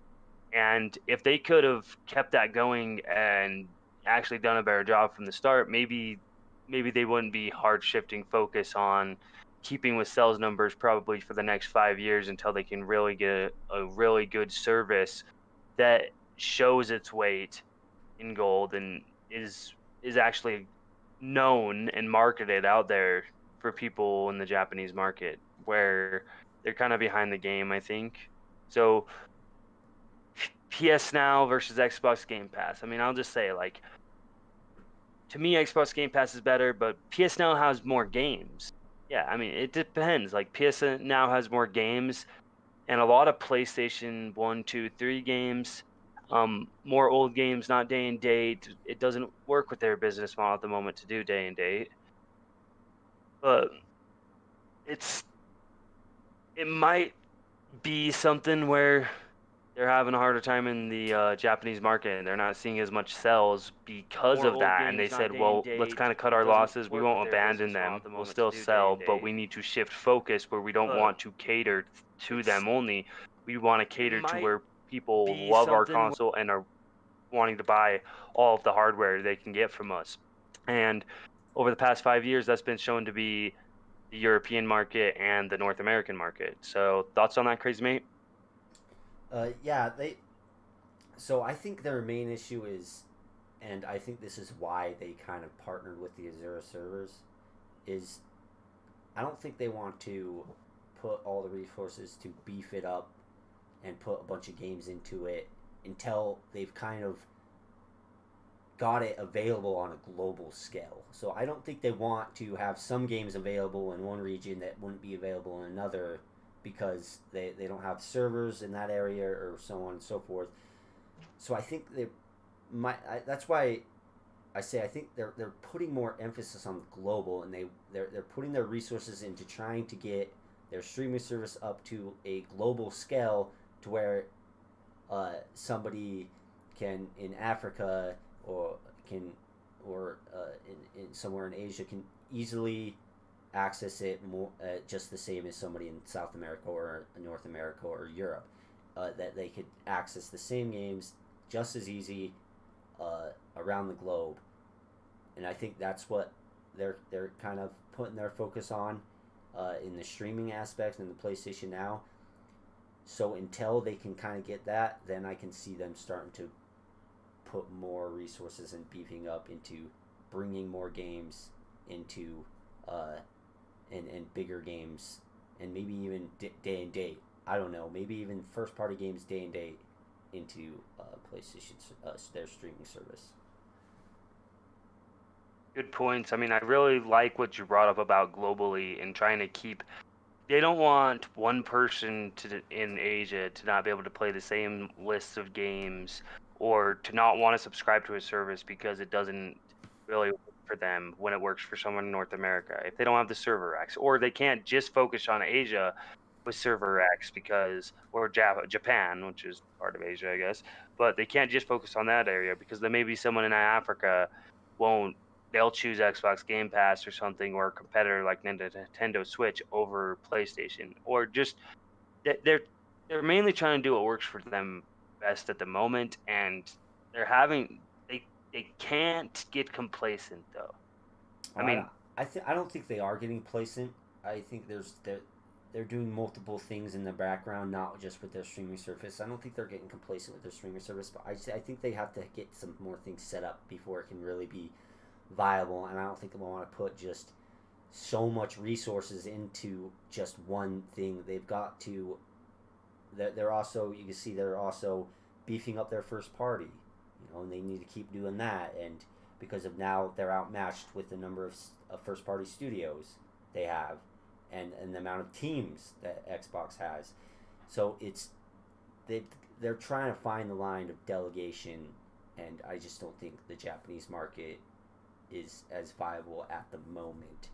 And I don't think they're going to abandon it completely, but I think they will lose a lot of clout and a lot of viability in that area if they wait too long if they abandon it for too long and wait to get back to it. And I want to shift focus for too long. I don't really want to say abandon. I know I had that as like the set of the topic, but I do like the idea of shifting focus better, because I don't think a Japanese company like PlayStation, like Sony, would just abandon the Japanese gamer. I think it might be more of a shift focus. Yeah. And is that all your thoughts at the moment? Yeah. Crazy Mate? That's everything that's my opinion on it. I want to hear what CMBR has to say about this. Yeah. Yeah. I'll be upfront and say I don't have a PlayStation, and I don't have the PlayStation Now service. So that's kind of me bringing my bias to the discussion a little bit. But what I will say is I went online, did a little bit of research, look at the available games, and I'm a little surprised it hasn't caught on more than it has. I think part of that is the messaging and the marketing around it. I don't think Sony wants to go that direction, so they haven't really marketed in that direction, and they haven't sort of put front and center the same way Xbox has with Game Pass. And then, I mean, obviously, the major difference is you don't have the day and date first-party games, right? Where Xbox is really celebrating Game Pass as a central pillar of their platform, and Sony, from my perspective, more like a side project. Yeah, they'd like it to be a supplement, something nice, a snack on the side, and then they want you to buy the $70 game up front, And then, next generation, when you lost the disc or it's gone, and then it's in PS Now. This is part of the trouble of being the market leader, and especially a market leader when your competitor is close to 10 times your size. I think Crazy Mate, you'd mentioned they had that deal to distribute these games over Azure, the cloud service. That's difficult to build an interconnected global network of service data centers, right? It's expensive. So they would have to pay someone else to run that, where Xbox has a little bit of the luxury of their parent company already runs one of those, right? So it's much easier for them to have access to that infrastructure. And then on top of that, it's expensive to get a subscription service to a critical mass where it becomes self-sustaining. You just need subscribers, and it's expensive to get those people to sign up on the front end, especially with video games. I mean, it's a little different in streaming, but Disney comes to mind as like the first company who's been able to step into streaming and within a year just hit astronomical numbers. But it's different distributing video on demand than it is trying to distribute gigs and gigs and gigs of data to gamers down to their hard drives. And then I'm not 100% clear on the messaging. Like you said, some of them are streamable, some of them you can download. It's just not a in my opinion, as well thought out product as Game Pass is. And the communication behind it hasn't been as thought out. They haven't paid as much marketing attention to that as Xbox has to Game Pass. So I think it seems like a great value, especially because it's a third the price of Game Pass Ultimate, right? And I'm surprised not more people have signed up for it. But I think a lot of that goes to Sony needing to communicate what the value proposition is to their customers.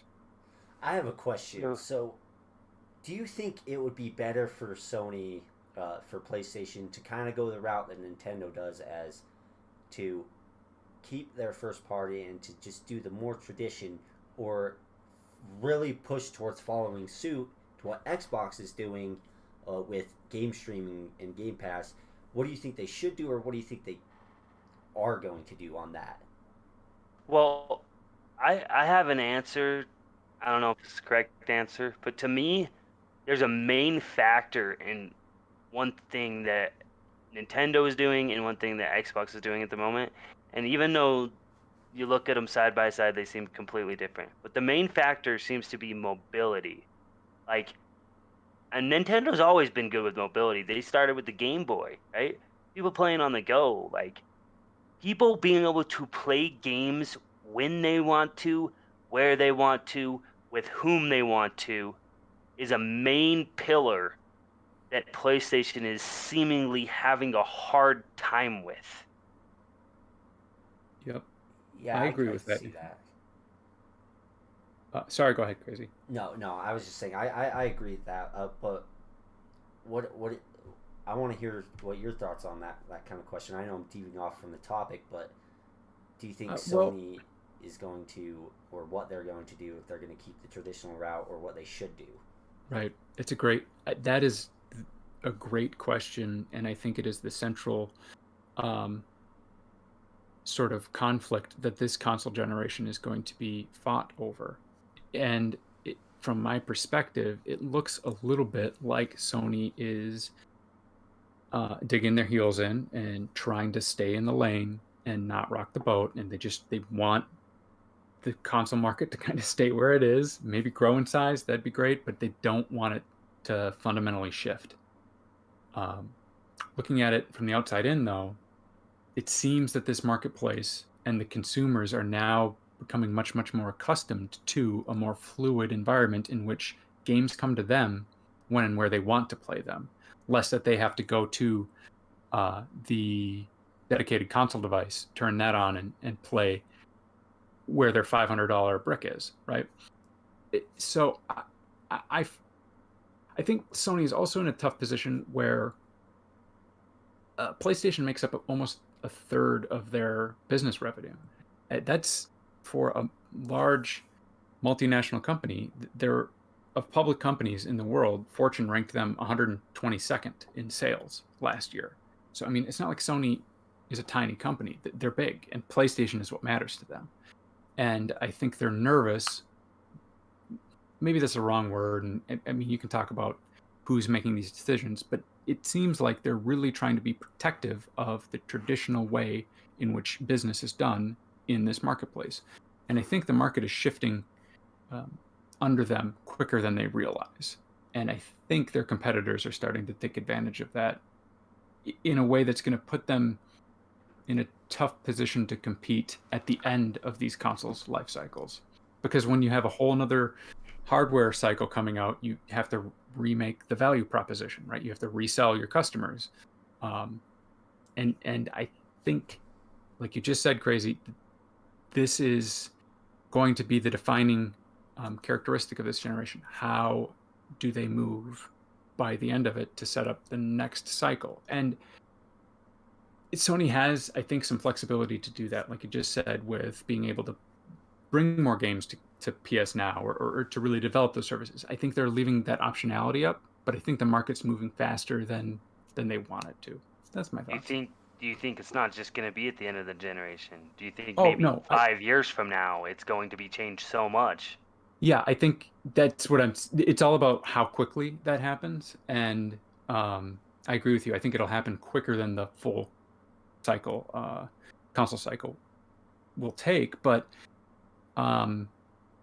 it's really at the end of it, in which you'd kind of have to decide, how do we then resell our customers? And I think that'll be a really tough sell if the marketplace moves, like you said, in that 5-year time frame, which I think is totally possible. If Microsoft gets to a point where they're releasing AAA games, 1 or 2 a quarter from their 23 studios, which, is probably doable. You got multiple teams at each studio, call it 40 teams working on games, so that you can stagger those releases and just keep people subscribed. You might end up with 60, 70 million Game Pass subscribers. And it's just, that's where games get published now. And that's where people look to sell their games on. And Sony might not have the infrastructure or a marketable competing platform by the end of it. Now, that's just one possibility, but I think it's currently headed that direction.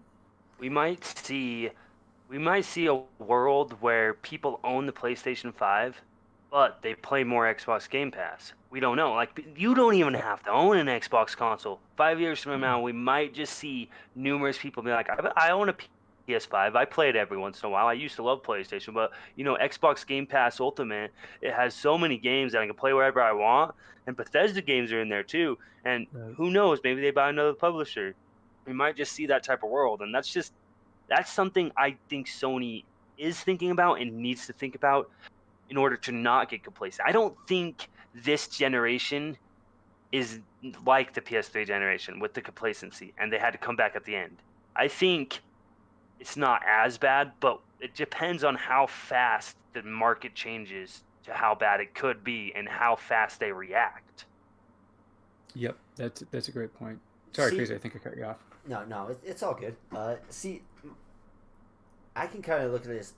They can kind of keep that as more of their traditional, you buy the console and we don't put our games on a streaming service, so you have to get our console. But I think they'd have to get a way to get more money off of that, because of the console market is so stagnant. It's not really growing, so there's not very much more people that can really get a console. And we can kind of already see the writing on the wall with them shifting games onto PC. I think for them to stay viable and not have to really just, because it's going to be very hard for them, especially now. They're pretty late to the game in streaming, like for subscriber count, because of PlayStation Now released before Game Pass. But if they dabble in that and they try to push that, but I think if they really focus, and they'd have to put games on PC their first party games on PC day and date, grow their first party studios, which we can see that they're doing that, but move over to putting their games, their first party bangers on PC day and date to get them more revenue that can get them up, that they can kind of stay in their lane of the traditional value, but they'd have to shift off a little bit to putting games on PC, and then once they're have the ability to really ramp up their streaming service, then they're going to, and they should. But I don't think they have to put their main emphasis and main focus onto just moving into streaming. They can still keep that, because I don't know how much money they make on their boxes on selling hardware for Sony. Do you know something on that? Yeah, I looking at their financials, they're right now with their current ones, they're about break even. The PS4s are profitable just because the unit costs over the life of the consoles go down, so the per unit costs to produce one PS4 is substantially lower than it is the PS5. And then they also are going to amortize some of the R&D costs, so that the expenses that they incurred while designing the PS5 will go into those first batch of units. And so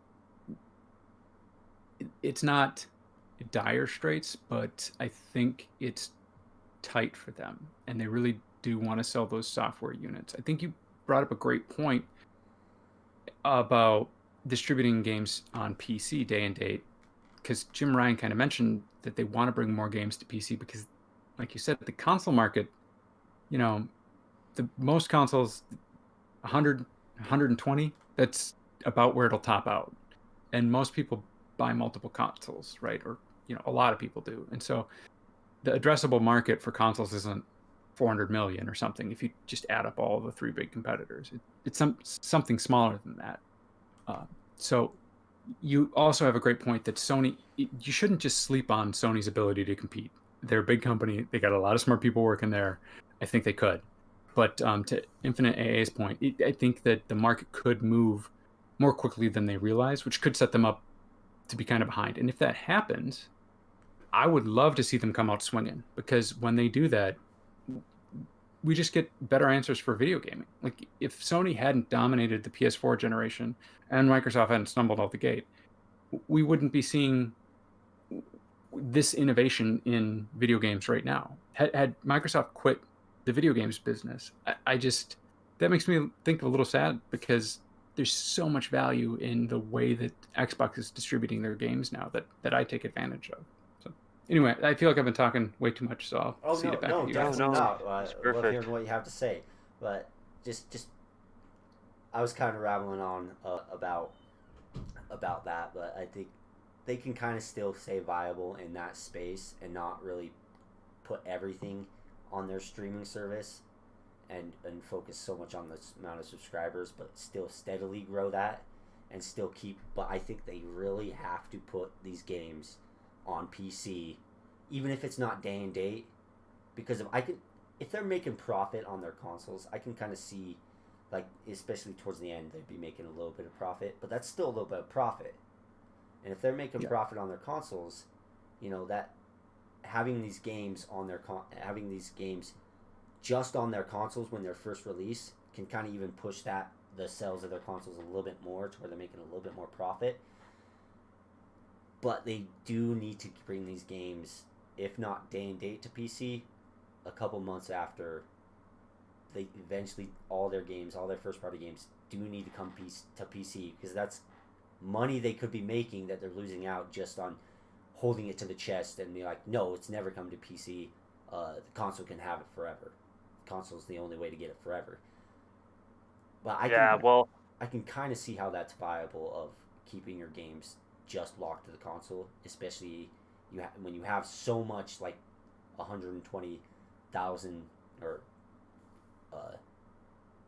120 million. Yeah, 120 million consoles. 120 million consoles, and you making a bit of profit on that.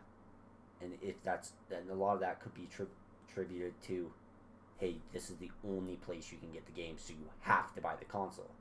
And then later on, releasing them on PC get them an extra money. But I think they can't just be like, no, we don't want to do the streaming service at all. I think they really are going to have to put more efforts into that, into bringing it up, so they don't just fall super far behind, so they can make money in a bunch of different places, including their streaming service.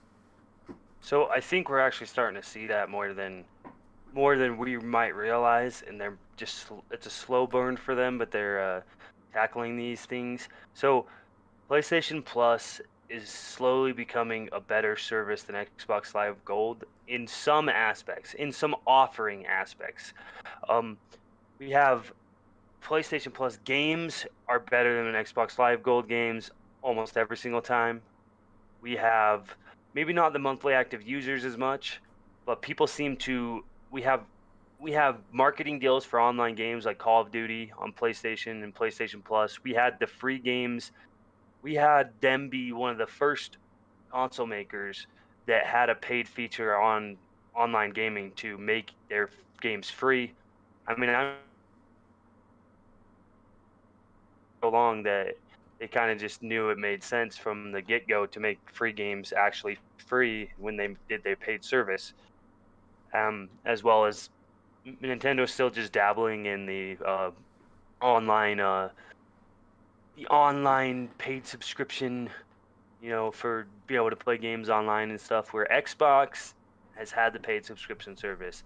They've been on top for so long in that area that I think they are almost getting complacent, or not necessarily complacent, but kind of moving away from that area, whereas PlayStation's capitalizing on that. PlayStation is actually capitalizing on Xbox's move from Xbox Live Gold and console sales to Xbox Game Pass and subscription services when it comes to that, because the Xbox Live Gold offerings are laughable. The PlayStation Plus offerings are great.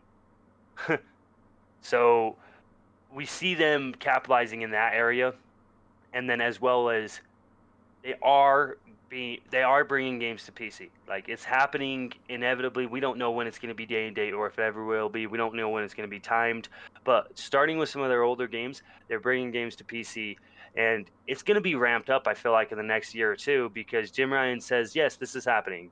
We need to have this to stay afloat. Pretty much, with PlayStation being such a big part of Sony branding and Sony business, right? That they have to make more money. That's why they're making you pay $70 a game, because not because of they know that it doesn't look good on paper, but they need the money, and they just take the hit. They say, well, we have enough people that will probably be willing to buy the games to just take this hit and make them pay $70. We have good PS Plus offerings. They're better than our competition because you have to pay the same amount of money and you're getting a better service for the most part. I mean, when it comes to their online infrastructure, they've built that up over the PlayStation 4 generation to where it's on par with Xbox Live Gold when it comes to just the infrastructure and the viability of just the online gaming. I'm not even talking about the extras like the PlayStation Plus games or the Xbox Live Gold games. These extras, they're up to snuff when it comes to online gaming now, and it took them a little while to get there, but they're realizing the holes, as well as they have PC games coming, and they tried to start with game streaming first, and it didn't, and it kind of blew up in their face in a way. Whereas I think Xbox took what PlayStation did and saw what PlayStation did and thought about it long and hard, and when the switch from Terry Myerson to Phil Spencer actually happened, Phil Spencer said, I've had a game plan of what I wanted to happen with this for a while, and here's my game plan. And Satya Nadella says, I love your game plan from your pitch. We're going to do this. And it's paid off. Whereas PlayStation, they had a good game plan. It didn't pay off.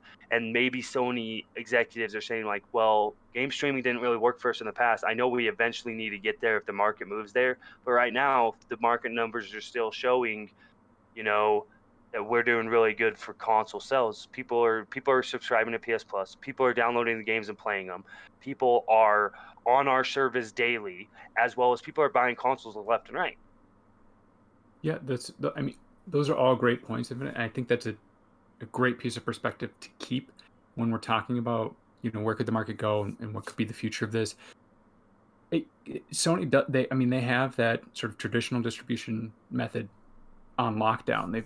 They've figured that out, and it is important to their business, and they know how to make money doing that. And to your point, just because they haven't communicated something like a grand vision for how they're going to be doing the online or distributing video games over the internet, etc., doesn't mean they aren't thinking about it, and it doesn't mean that they aren't investing in it, and it doesn't mean that they aren't figuring out ways to have that in place to compete when a market does eventually shift.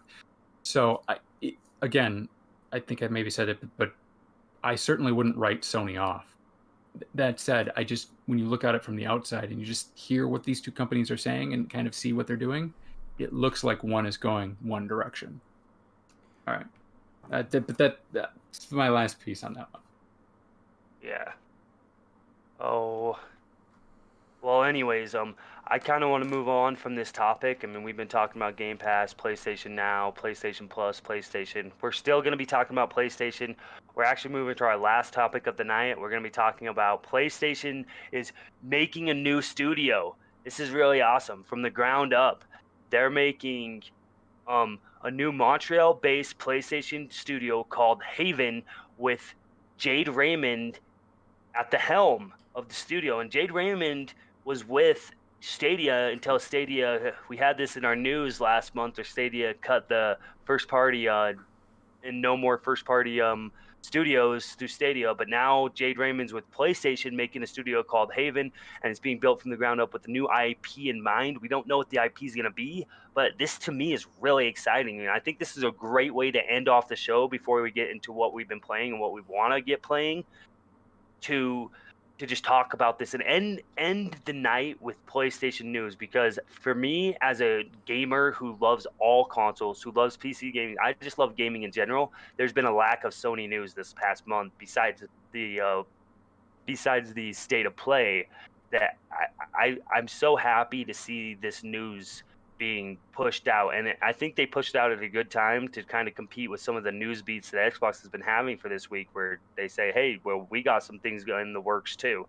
And what are your thoughts on that, CMBR? Yeah, that's awesome. Like, first up, I am super excited that Jade has sort of found a footing. You follow that career, and she sort of had to put up with one unfortunate event after another. And I think there's a lot of talent in Montreal. Like, you look at the games coming out of Montreal, and a lot of them are really high caliber. So that's exciting.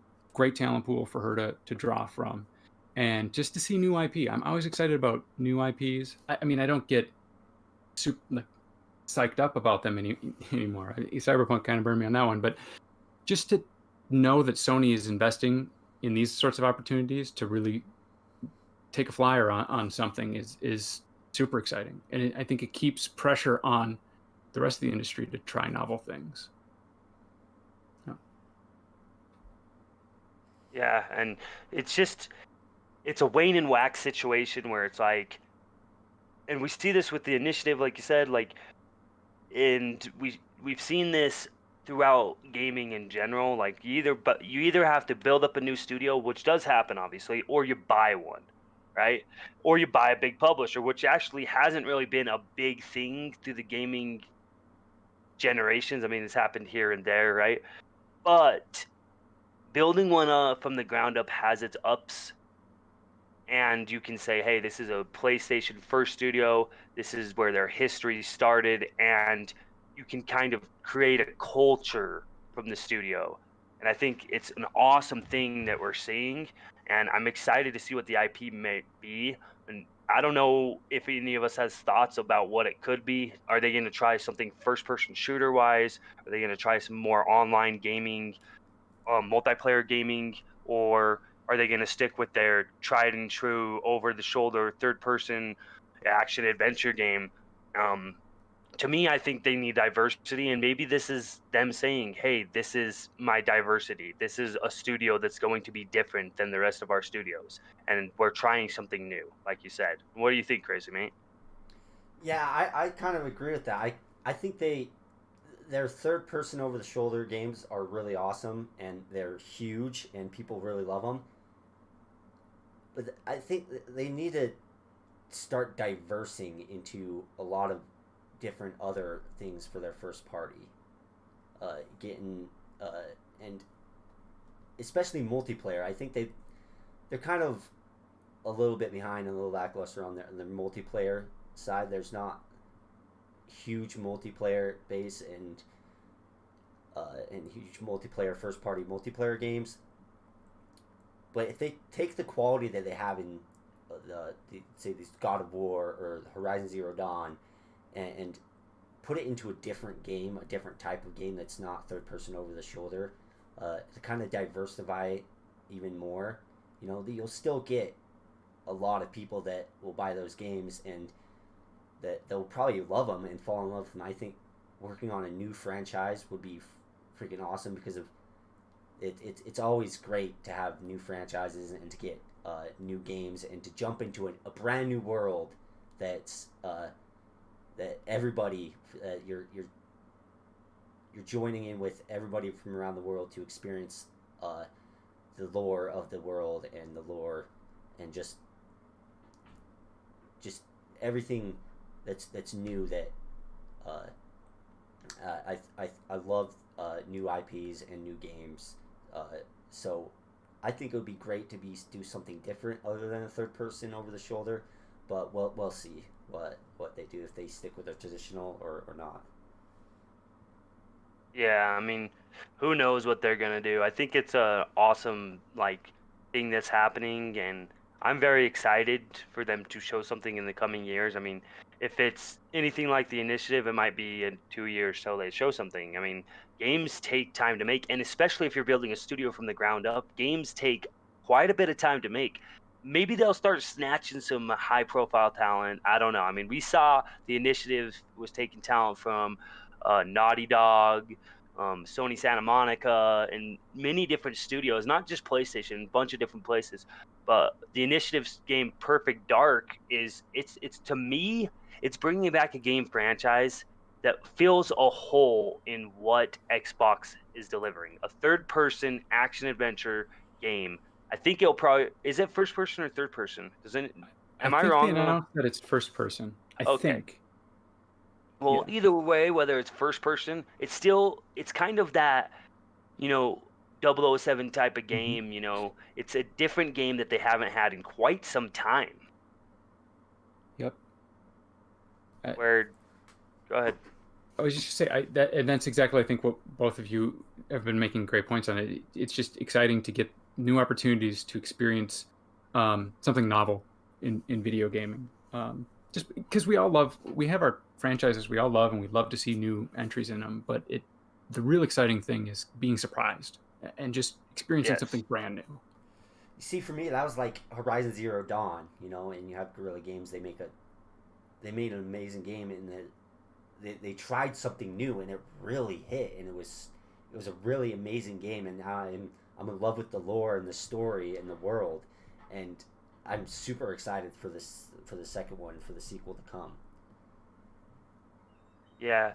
So, I like what you're saying with that, especially if anyone is interested in Guerrilla Games, and they used to make Killzone games, and if you like Horizon Zero Dawn and you're interested in the developer and the process of that, they actually have a documentary. There's a documentary on that game on YouTube, search it up, where they talk about the difficulties of coming from making first person, shooter games and moving over to more of an RPG light style open world game with different elements like quests and stuff like that, where they they did try something new and it was awesome, and it's really really a good thing to be able to try something new. It's not always going to hit the mark, but to be able to try something new is very important in gaming and for gaming studios. I kind of want to leave it at that, and we'll move on to the last, not really a topic. It's just our ending statements. And before we get to the very ending statements, we talk about what games we've been playing and what we want to get to playing and what we're excited about in gaming and stuff like that. So I'll start it off. I've just been playing Breath of the Wild on my Switch, and I played a little bit of Halo. Haven't got back to the medium. I mean, I would have been done that a long time ago if it was just me, but the wife and me are playing that, and she is having a hard time finding time, as well as me, both finding time together to play that game. But I'm in love with Breath of the Wild. I love the open world aspect. I love the story. I mean, the story is not massive or major, but to me, it's the experience to be able to go and Yep. do pretty much anything I want and find stuff and spend hours, countless hours, just going through the world and doing puzzles in the shrines and finding stuff in the world and fighting enemies. And I can go do this quest line or I can go do that quest line. I'm finding new stuff about the game every day, and it's just I'm progressing through an amazing game that I just should have played sooner. And I'm wanting to play Skyrim after sometime after Breath of the Wild, because I don't know, Skyrim's been one of those things where I've been told how amazing it is, and I've pretty much not even played it at all, where I might just have to jump right in and at least try the game out. But that's pretty much what I've been playing and what I want to play. So it's not a big topic for me. I'm not playing a bunch of different games at the moment. But what about you, CMBR? I'm kind of in the same boat. Unfortunately, haven't been playing a ton of different games right now. Work's been keeping me busy. The two that sort of have been front and center for me right now are Gears Tactics, because I can kind of pick that up, play a mission, and put it down. And then I just 100%ed The Witcher 3 not too long ago on Xbox. So that was a ton of fun. I mean, that's a great game. Damn, that's crazy. Yeah. Like, Yeah. 100%, eh?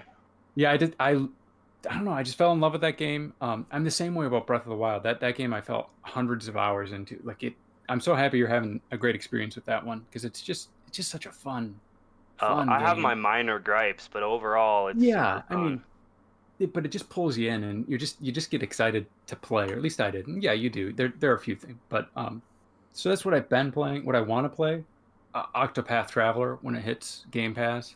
Super excited about that. Going to check out Outriders. Everybody's talking about Prey, saying check out Prey. Everybody slept on that last gen, so you can check that out. And then two games that aren't out yet. The Ascent, that got pushed. It was supposed to be with the launch. I'm excited to see what that game is. It's sort of an isometric, not a twin stick shooter, but it looks like it plays that way. So that's kind of exciting. And then there was a game leak. So I feel a little unfortunate for the developers of this one, but this game called Necromunda Hired Gun got leaked on Xbox's storefront, and it's just set in the Warhammer 40k universe. Love that setting, and so excited to play that. Heck yeah, dude. That's awesome. Sounds like a lot of fun. Yeah.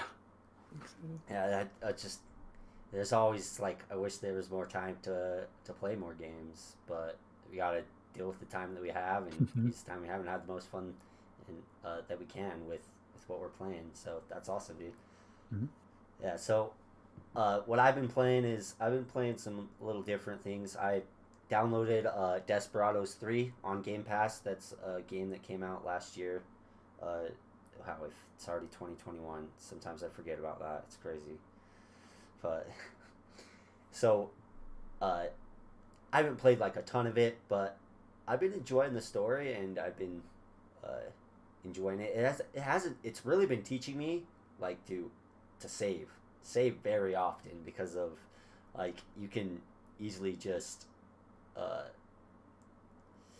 hit a roadblock or and die, and then your progress is so far back, so you can easily have a misslip on what you're doing. So it's teached me like you really save a lot in that game. But I've been having fun with that, but I haven't been playing like a ton of Desperados 3. The main game I've been playing is 7 Days to Die. So I've been getting back into that. Alpha 19, they have Alpha 19, and I haven't really played very much of Alpha 19, so I've been experiencing that for kind of the very first time, and I'm having a blast with that, as I always do with 7 Days to Die. It's one of my favorite games like ever, and it's still in alpha, which is crazy. But other than that, I've been playing Breath of the Wild on my Switch as well.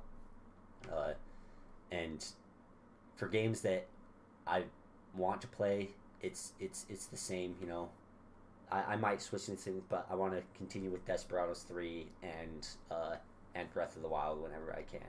And it's just been a lot of fun, and I'm super excited. That's awesome. So many great games out there to play. I'm so excited about the new gen that came out last year, as well as just the future of gaming. And I'm always one that if I want to go back and play a game that I wasn't able to experience or didn't experience at the time, I'm okay with that too. I'm just excited about gaming in general. So it's pretty awesome. And I really enjoyed the show tonight, and thanks for everyone who came by. We had our first guest ever on the Brothers in Arms Gamecast, CMBR. Thanks for coming. Thank you guys for having me. And for everybody listening, like a lot of input goes into these shows, and so thank you both for doing that work and hosting what was our Wednesday show. It's going to Friday now, and just excited to keep hearing from you guys. So thank you for putting in the work and producing a great show, and for having me on. I'm very flattered, and it was a ton of fun. Heck yeah, definitely. Yeah, we really appreciate everyone tuning into the chat and joining the conversation. Even if you have different opinions and different views, we still like to hear from you. But we'll try to keep it nice. Yeah, keep it nice and not spread hate, because I really don't like that. We don't want that to be part of our channel and part of our show at all. Where we try to. Yes, we are Xbox centric. We like Xbox, and that shows, you know. But we don't want to just focus on Xbox. We want to. We want to try to breathe the news of what's going on in the whole industry, not just have an Xbox focused show. And yeah, we're Xbox centric guys, but we try to just bring the news and bring our perspective and to the industry, and so, but we're super excited for the future, and we're gonna continue and continue to have these great shows and up the production value and just bring hopefully great content that people enjoy. So yeah, we really appreciate everyone. The show. Yeah, we really appreciate just everyone. Like if you want, I guess. Yeah, that still kind of helps. If you really enjoyed the show, thank you so much for chatting with us in the chat. And if you watch the show on Playback, thanks for listening. Hope you enjoyed, and be sure to leave a like, or like Aaron said, Infinite AA said, a dislike, and subscribe to our channel. Tune in next. So it's gonna be a week and 2 days, because we're shifting to Friday, and it's going to be an earlier time, Friday, 5 o'clock, Mountain Standard Time. Yeah. And then follow us on Twitter, and we'll be getting more active on there and talking with the community. And thanks so much, guys. One last thing, though, follow CMBR on Twitter as well. Anyone who has a Twitter account and is listening follow CMBR on Twitter, and Infinite AA117 and at BIA Gamecast. It shows Brothers in Arms, but it's at BIA Gamecast. Just follow all of us if you're interested in gaming content and gaming news, and it's great to have you, CMBR. We're going to end it here. Thank you, guys. Thanks, everyone. Of course, it's been a blast. See you next week. All right, it's done. We got our first